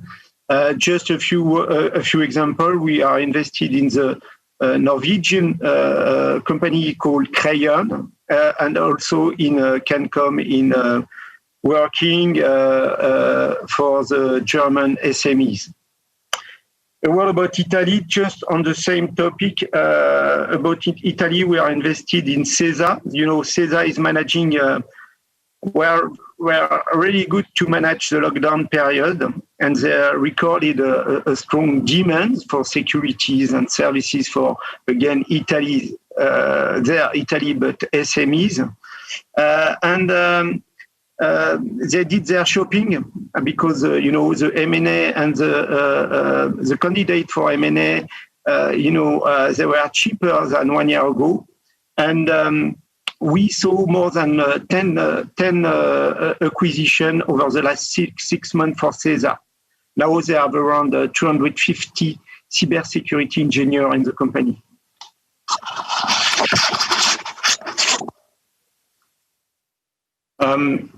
A word in the north with the Finnish Talenam. Again, typically, it's typically what we are looking for: financial management software for SMEs, but there for Finnish ones, it's pretty unique business model, and it's typically what we are looking for, innovative, and just a nice to have who could become a rising star by going outside their domestic country. I'm talking about Scandinavia. I will move now to the performance. What about performance?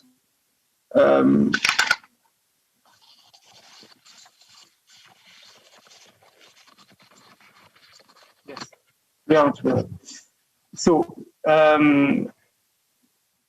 within the European small caps, the best performer were Sweden and Switzerland, and the worst were France and United Kingdom.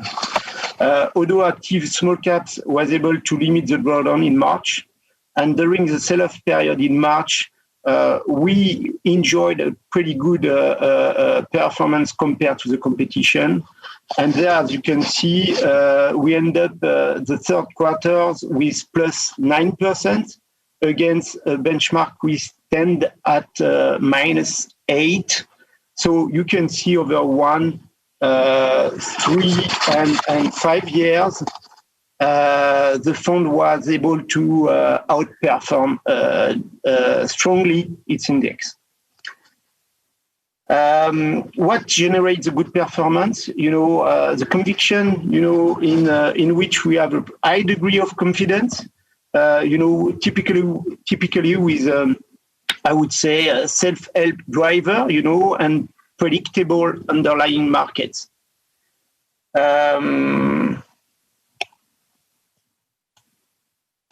So what about? I will move on to the next page.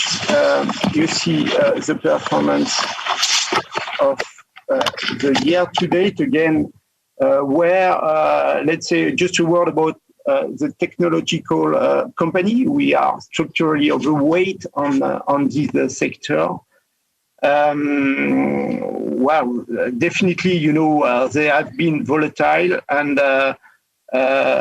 Particularly, companies which are operating in cloud computing, IT services, and semiconductor. But at the end of the day, we enjoyed a very strong outperformance on this stock picking in the technology side.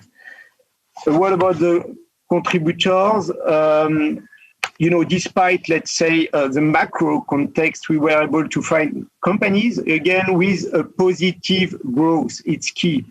Stillfront in Sweden is a good example.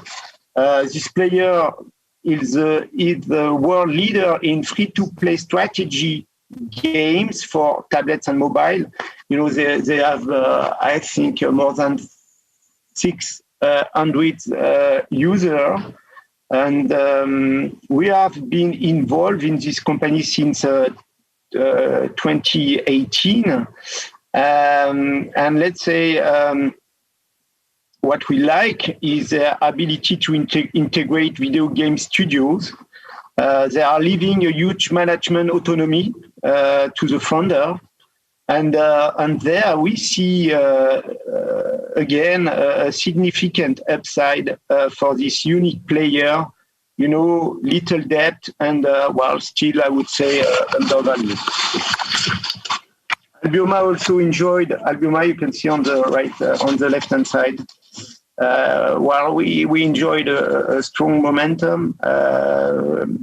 This company is involved in the production of power plants in the French Dom-Tom Island.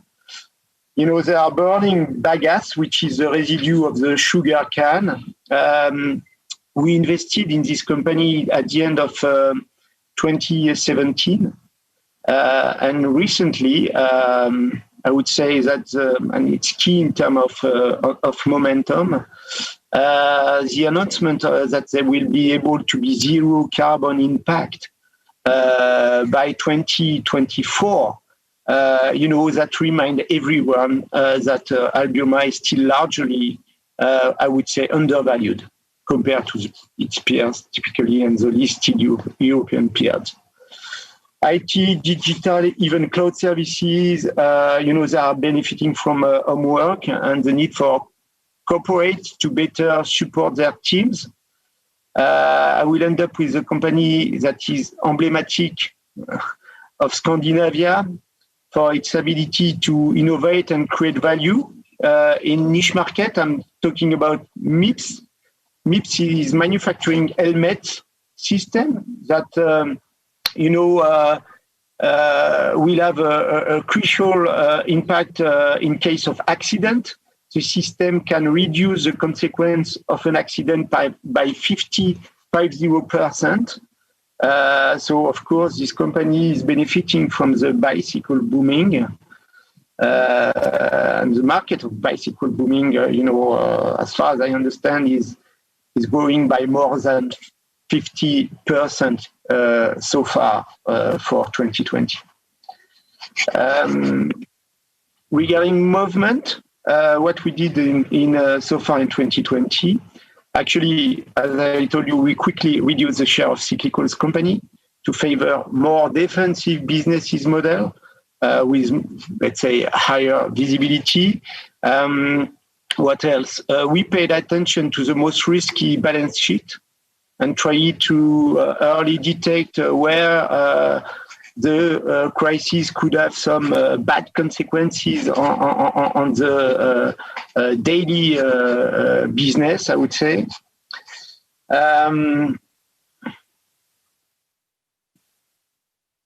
We sold, we were, let's say, what about March, what we did to benefit from the, sell-off and the high volatility we saw in the small caps. We were able to buy oversold company at a cheaper price. Typically, Cancom in Germany, it's minus 50% in March year to date. So it's a good bargain for us. From a GARP growth at expensive price, it became definitely GARP situation beginning of March. And the same for Solaria in Spain in the photovoltaic energy.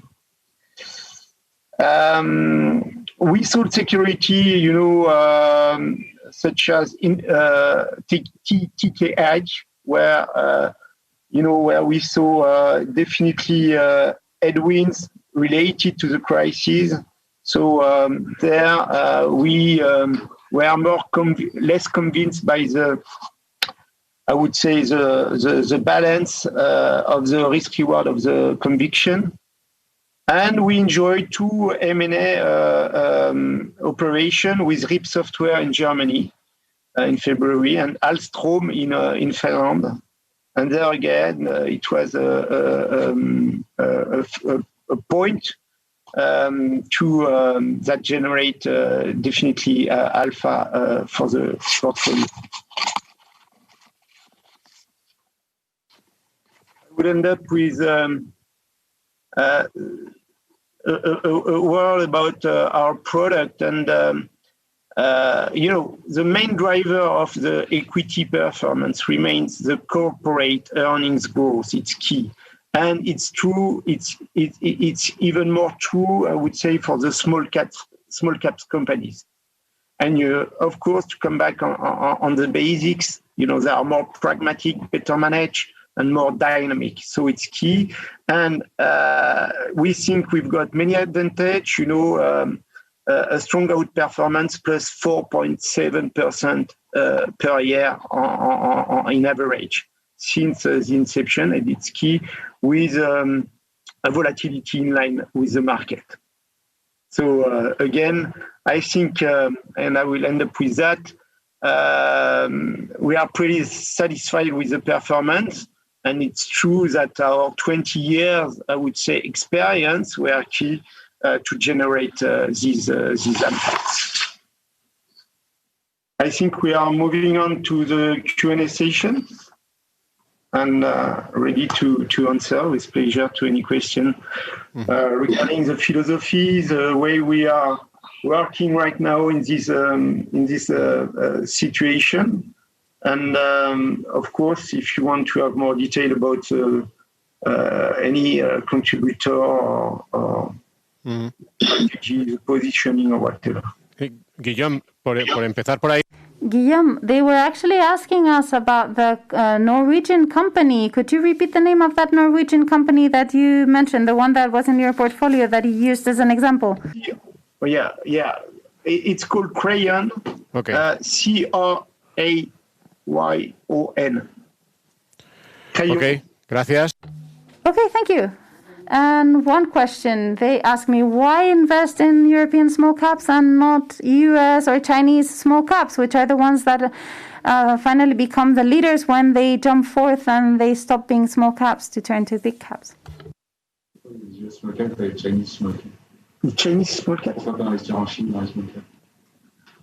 Sorry. Why not? Why US? Yes, why do you choose European small caps instead of Chinese or US small caps that will then leap forward and become bigger companies?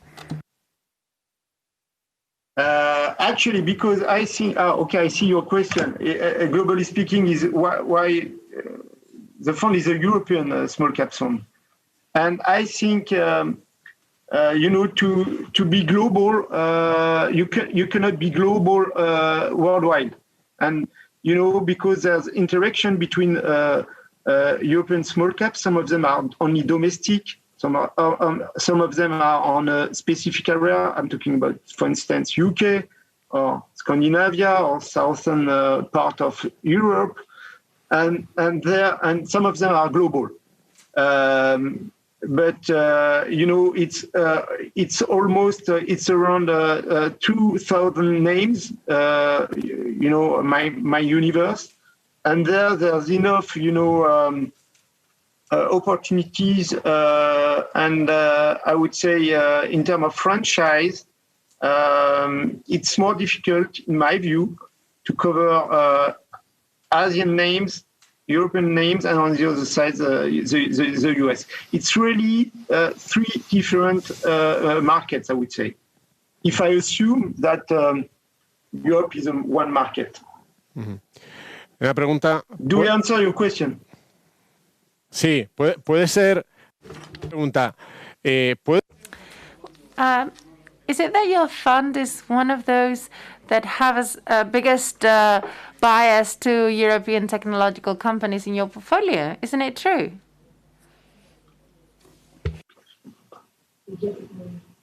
Yes, definitely. We have actually we've got a level between. I would say, as far as I remember, since inception, it's between 18 and 26% in technology. But keep in mind, among the industrial and services sector, you've got many technological names as well. So let's put it that way. Innovation is key. So to be clear, we are able to find out many candidates in the technological sector, but in the healthcare sector as well, we are able to detect early, in the cycle, many names in the medtech and healthcare related business model, which are still good valuation. So to end up with my answer, I would say yes, technological is key for us and healthcare as well, because their innovation is a key driver, and it's a key pillar of the value creation of this business model. Muy bien, Guillaume, para terminar. To wrap up, although we've got different European audiences, but some of them are Spaniards. Which Spanish companies, you mentioned Solaria, but which Spanish companies do you have on your portfolios, on your radar to be incorporated fairly soon? Thank you. Yeah, actually, Solaria was in our radar, but definitely it was too expensive and too risky in terms of balance sheet till the end of last year. And afterwards, we were happy to sell, typically, I would say, a cyclical name beginning of March this year, which appear for us definitely too risky to buy Solaria at minus 50% year to date. So it was around 6.5 euro. Today, the quotation is 17. And in the meantime, we were able to secure the financing situation. So it's a better balance sheet.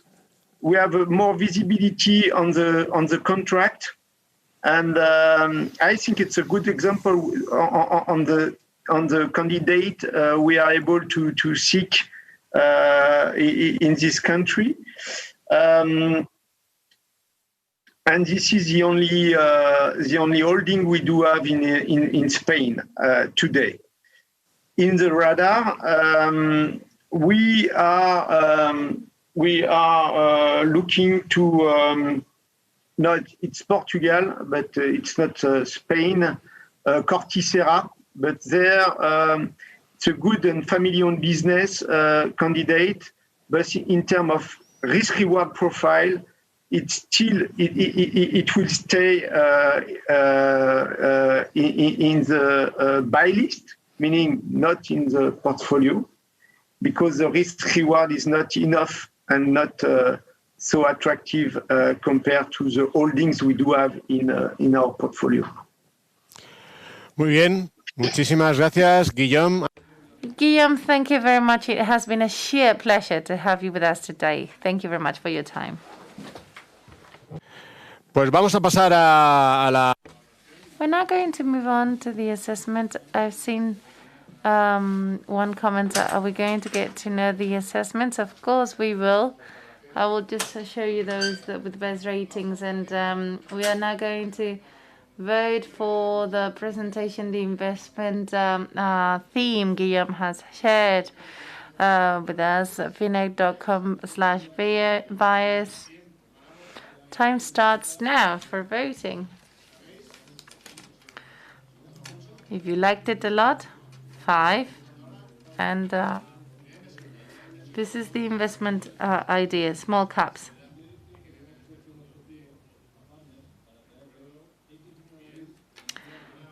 Okay, let's move on to the second part to vote.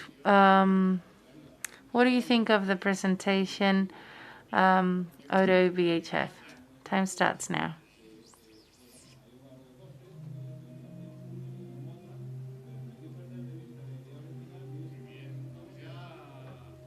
Okay. Almost there. Only the last one, a very interesting one. Before we move on to this one, you've got it on BIOS, all of it. The funds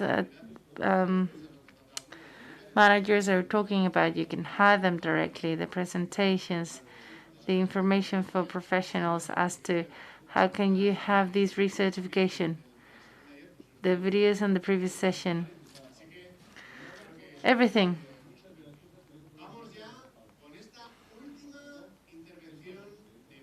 Let's dive into the last intervention, okay? So many ways, and there are some investors who want to find a way to make that happen. Welcome to Impact Investing. While we can all take simple steps to reduce our own carbon footprint in everyday life, investing sustainably is a powerful way to help improve our planet. This is why at MNG we believe impact investing is the way forward.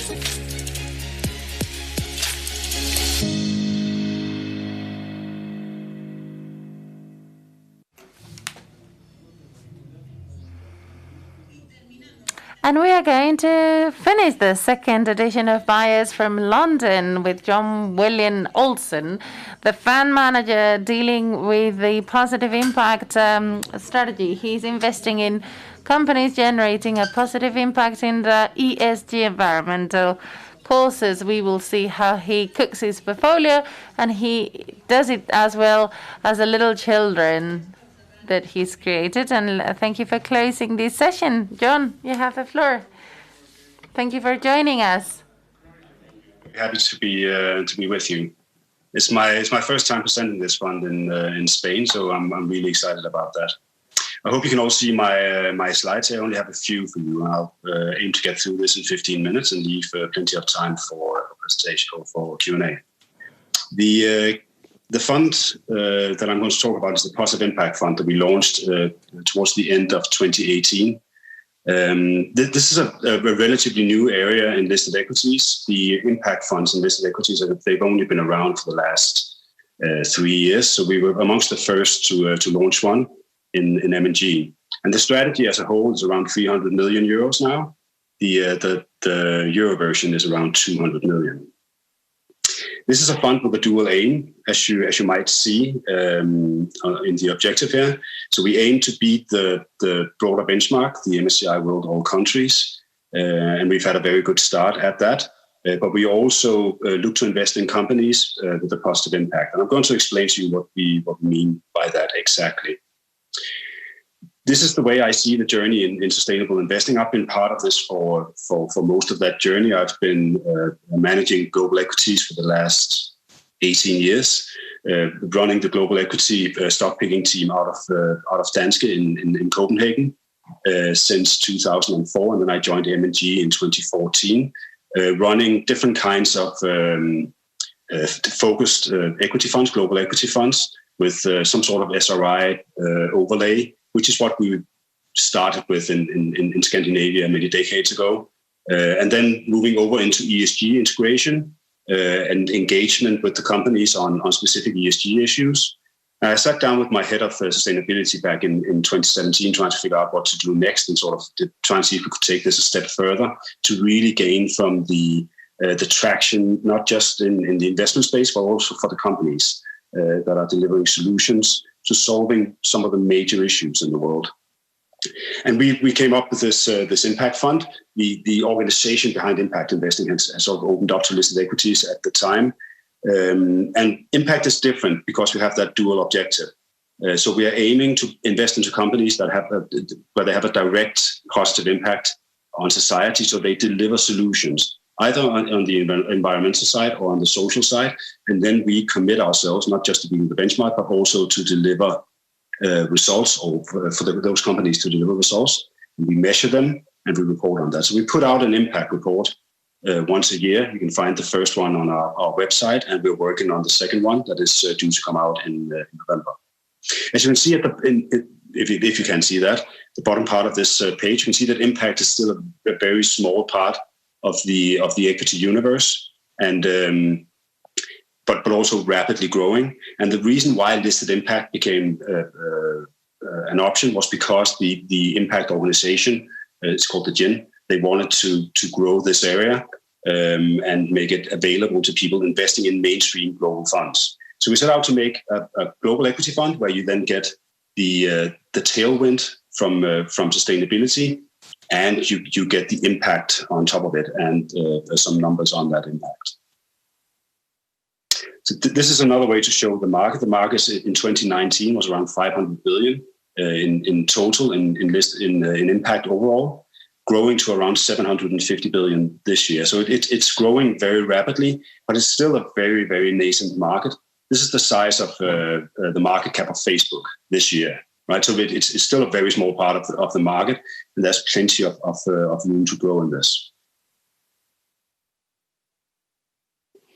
We decided to make this a broad-based impact fund. We could have chosen just one area like climate solutions or EVs or healthcare or other things. We chose a broad-based impact approach where we have half of our impact areas in the environmental space and the other half in the social space. You're probably familiar with climate action and pollution issues, the circular economy. They're all areas that we invest in on the environmental side. On the social side, we have better health, we have better work conditions, and then we have social inclusion. And this gives us an opportunity not just to invest in different types of business models, but also to invest across the globe. and get the necessary diversification on the fund. This is a very focused fund. We only have around 30 stocks on the fund, and they're all very long-term holdings. We invest with the starting point is we want to hold on to these companies for 10 years. So the importance of getting the risk balance right on a fund like that is quite important. These are some of the areas and some of the tailwinds that our companies are seeing. You've probably heard about the SDGs. The Impact Network, they sat down and tried to figure out how much money was flowing towards these impact areas. And they came up with a very big number, 12 trillion over the next 10 years. And they're flowing into a lot of different areas and a lot of different sectors. A lot of different companies and company types are going to be affected by this. We divide them into what we call the leaders, which are well-established companies with a big footprint. The pioneers, which are younger companies that are coming up with new technologies. They're putting in a lot of R&D into the ground, but hopefully to deliver that future impact on society. And then finally, the enablers. And they're really important as well, because they deliver the software and the tools and the kit that industries need to become more sustainable and save lives and reduce CO2.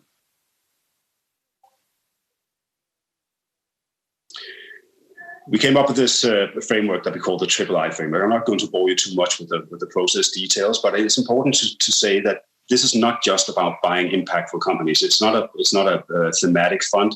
It's a proper investment fund. So we spend a lot of time trying to figure out which companies will benefit from this going forward while delivering that impact. So investing with a 10-year view, you better get the business model right. That's by far the most important thing, to find a company that can get the right returns on invested capital over the next 10 years with intention going after that impact.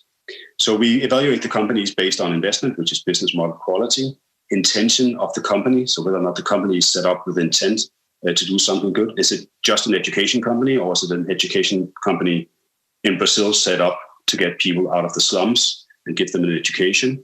Is it an impactful company? And we measure impact in terms of materiality. So how material is the impact that they're delivering? Additionality, do they add anything to solve the issue, or is it just another Me Too company? And finally, the measurability of that company, because we need to be able to measure them, because that's part of our objective, as I said in the beginning. These are examples of some of the companies that we hold on the fund, and I know you guys are probably interested in having a look at that. And it's also to give you an impression about how many different companies that we can actually invest in. We have companies on the healthcare side, like Alcobello, which is a relatively young company. It's actually an old company, but what they do is still quite nascent, and they deliver allergy medicine, or not medicine, but immunization. So they get people used to the thing that they are allergic to, which has got quite a large impact on a lot of people's lives, not just from hay fever and allergies, but also in terms of asthma, which is a very serious problem for kids and most people that suffer from it, including myself. We have a company like Quest, which is a lab company, and they do a lot of testing, COVID and other things, but it's one of the largest testing companies in the world. We also have more established companies like Novo Nordisk that you probably know, Fresenius in Germany, so companies that's been around for 100 years, and all the way down to some biotech companies with new innovative solutions. But we can also invest in that Brazilian education company. In this case, it's called Cogna. That's the next on the list. A Kenyan telco called Safaricom. They also operate the largest small payment network system in Africa that has been in place for many, many years. Childcare and Bright Horizon. And some technology companies like SolarEdge delivering to the solar industry. Rockwool is an insulation for houses with a very clear CO2 effect, positive CO2 effect. Ørsted they own 25% of the offshore wind farm market. So all of these companies have different kinds of impacts. They help save lives, they help save CO2, or they reduce pollution from the product or the service they deliver. And that's very important. This is tied to the revenue of the business. That also means that most of the investments that go into this are going to go towards these companies. I think everybody, from politicians to scientists, they realize that what's going to help us drive down CO2 emissions, and also what's going to help us save more lives and bring people out of pollution. It's going to be education, it's going to be technology, and it's going to be new inventions. So we can't really do it with what we have today. We need to come up with new things. And a lot of these companies help do that. They help deliver new solutions and also develop on top of old solutions. Like I said, the performance since we launched, this is a relatively young fund, and that's going to be the case for all impact funds. It's based on a solid foundation because I've been managing funds, focused funds with a long-term view for the last 20 years. So the foundation is much longer than this. But in this specific case, the fund has been in place since late 2018. We beat the market very handsomely last year, and this year has been a very good year, specifically this month. So the number you're looking at there is much higher as we speak. It is a fund where we aim to beat the market over the long term, and it's important to stress that because when you pick a stock or pick a fund, stocks for a fund, and you only pick 30 of them, and you pretty much leave them alone. We only pick up maybe a couple of new stocks every year to add to the fund. Then you will see some volatility. We only have a 2% overlap with the benchmark. So we're really going for the companies that we truly believe in. This is a relatively limited part of the universe, but we believe that that's very strong tailwind that they have from money flowing towards sustainability, flowing towards the SDGs, combined with the diversification and the skills that we put into it on the stock picking side. It's going to provide and keep providing a very good return as well as that positive impact. So I think I managed to do that in less than 15 minutes. So we do have time for questions. Muchas gracias, John.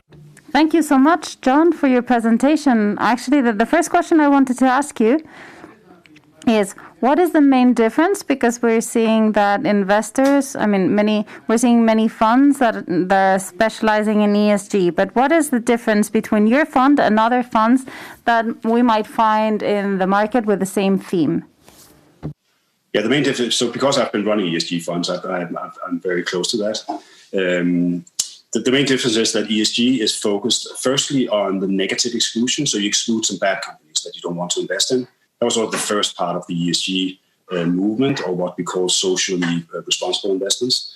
The second part is identifying risks to the company, like assets that are becoming obsolete in the energy space, for example, over the very long term. Identifying that and trying to put a value on it. Third is you engage with companies and you try and see if you can mitigate some of that risk or try and get them to improve some of the areas where they have weaknesses. So that's ESG. Impact is different. It's an inclusive screen. So you focus only on companies that are delivering solutions to some of these major issues. So that's very different. It becomes only a relatively small group of good companies that are trying to do something good. So that's one major difference. The other thing is that it's not an internal thing. ESG is about the internal processes of a business. This is external. So that sustainability is tied to the project or tied to the service or the product that the companies deliver.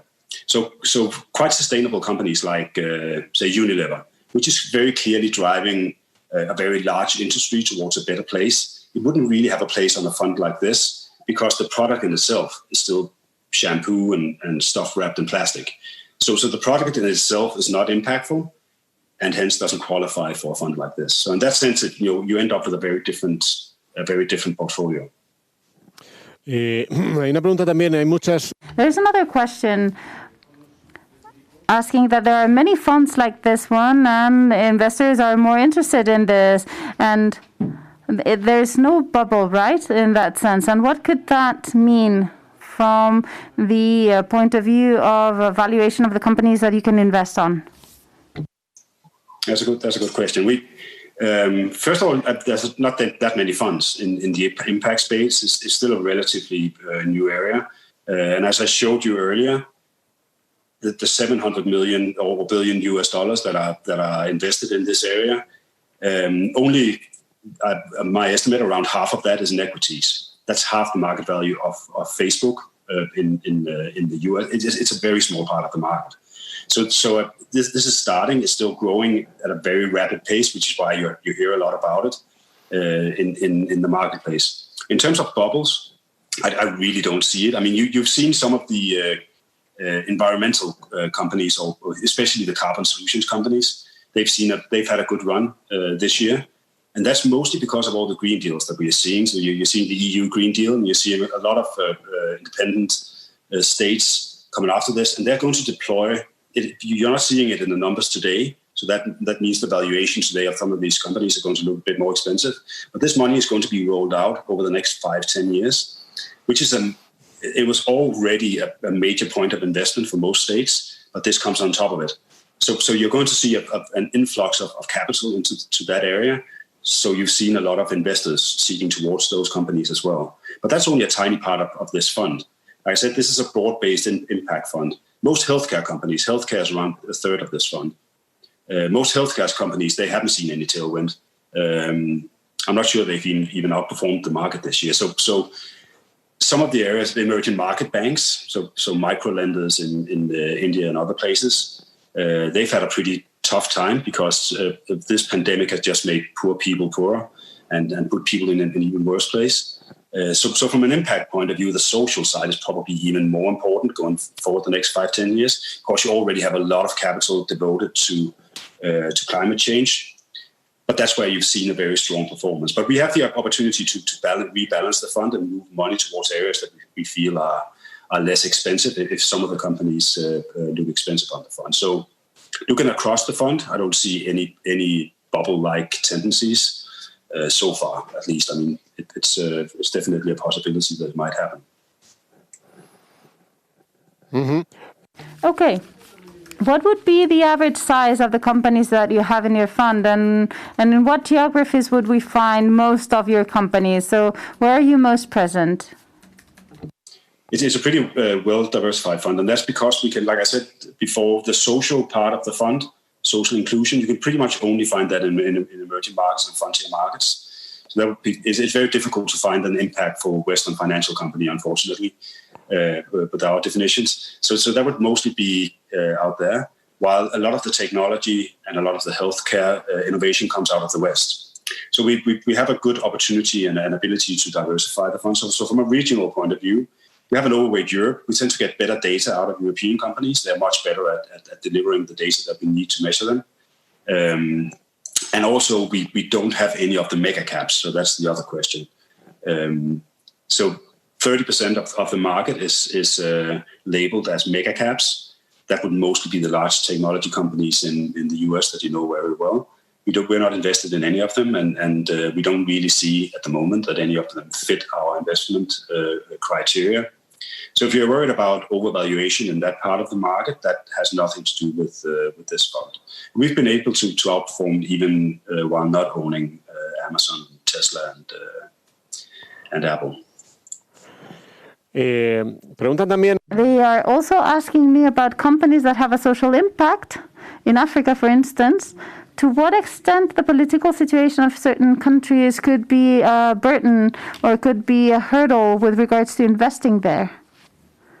In terms of ethical concerns? Entiendo que lo que... I guess that what they're asking is the companies that you invest in that have social impact in Africa, the fact that there is a government that, for instance, is against or that could make decisions that are not popular and that could cause political instability, could that have an impact on your companies? I get it. Yes, it does. And in a lot of the cases, our companies are dependent still on government help or government interaction. So if you take a company like Covenant, the Brazilian education company, they do depend on programs that they've set up with the government. You know, a lot of companies in the West used to depend on government subsidies, like Ørsted is one, but the Danish utility company that I just spoke about. It's not a coincidence that Denmark developed such a great market position in offshore wind. It's because of state subsidies, and that's been in place for decades, and they've been trying to push companies into developing more and putting R&D behind those areas, and that was very efficient. But it does create a risk. So when you invest into an African company like Safaricom, for example, this is a company with a vast influence in Kenya. It's by far the largest telco. They have this mobile payment system that is crucial for the small business owners in Kenya. So for that reason, they also have the state's attention, the government's attention. So they have to behave well. They have to be a good citizen. And we use, like this pandemic, we sent out a letter to all the companies that we hold on the fund, asking them how they dealt with the pandemic, whether or not they took care of their people, whether or not they helped participate in societal duties. And Safaricom really stood out as a company that picked up the baton and tried to pitch in, gave rebates and subsidies to keep their customers happy and keep the economy going. So definitely, yes, it's an advantage sometimes, but it's also a risk. So you do see risks of governments changing their attitude, so that could lead to downside, which is why we have a well-diversified portfolio. So we only have one company in Brazil, we have one in India, we have one in Kenya. You wouldn't see massive clustering there because you also take on quite a lot of currency risk and governance risk in many cases in companies like that. So we try to diversify away some of that risk.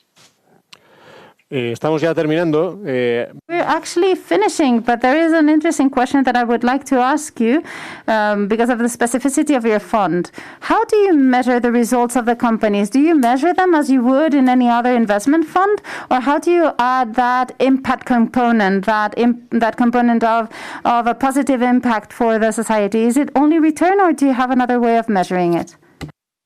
We do. So we set out KPIs, key performance indicators for each of the companies. So you can choose to aggregate all of your data and say, this is how much CO2 our companies are saving.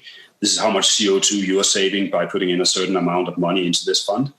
And I've found that difficult because these companies, they add value to the issue in so many different ways. So we actually found that it was more fair to investors to do it on a company by company basis and then just give them all the information. So if you look at the report that we put out, you would be able to find every company. We set out key performance indicators, so points of measure for each of the companies. And we picked the ones that we felt were most appropriate for each of the companies because they are different from a company that produce allergy immunization, for example. It's not just about saving a life. It's also about relieving people from symptoms and making their lives a lot easier. So if you can compare that to a company that does dialysis or treats people with diabetes, they are different measures. You have companies that are very clearly reducing CO2 because they put up offshore wind farms. You also have companies that are delivering a technology that makes the solar industry more efficient. To measure them all on the same metrics doesn't really make a lot of sense. So we have a company by company metrics that we measure them by.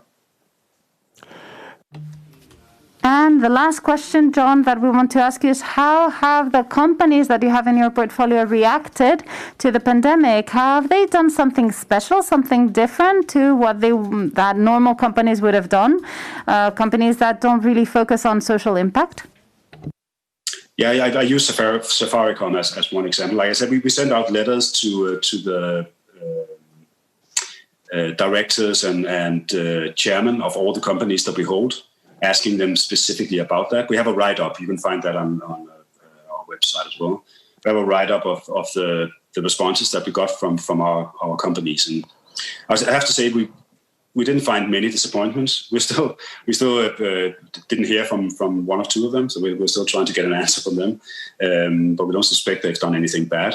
Most of the companies, because of the position that they're in, they're actually quite focused on it. So if you have a company that's set up with the intention of doing something good, they also tend to think out of the box when something like this happens. And at the very least, they tend to take care of their people.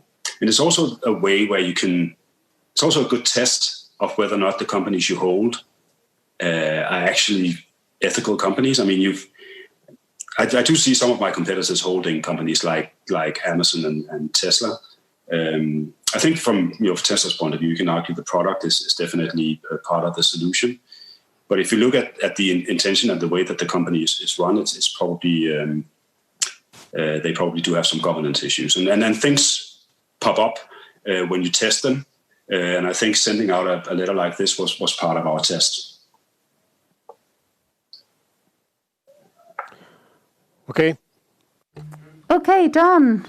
It's been a pleasure to have you here with us this afternoon. Thank you so much for your time. Muchísimas gracias.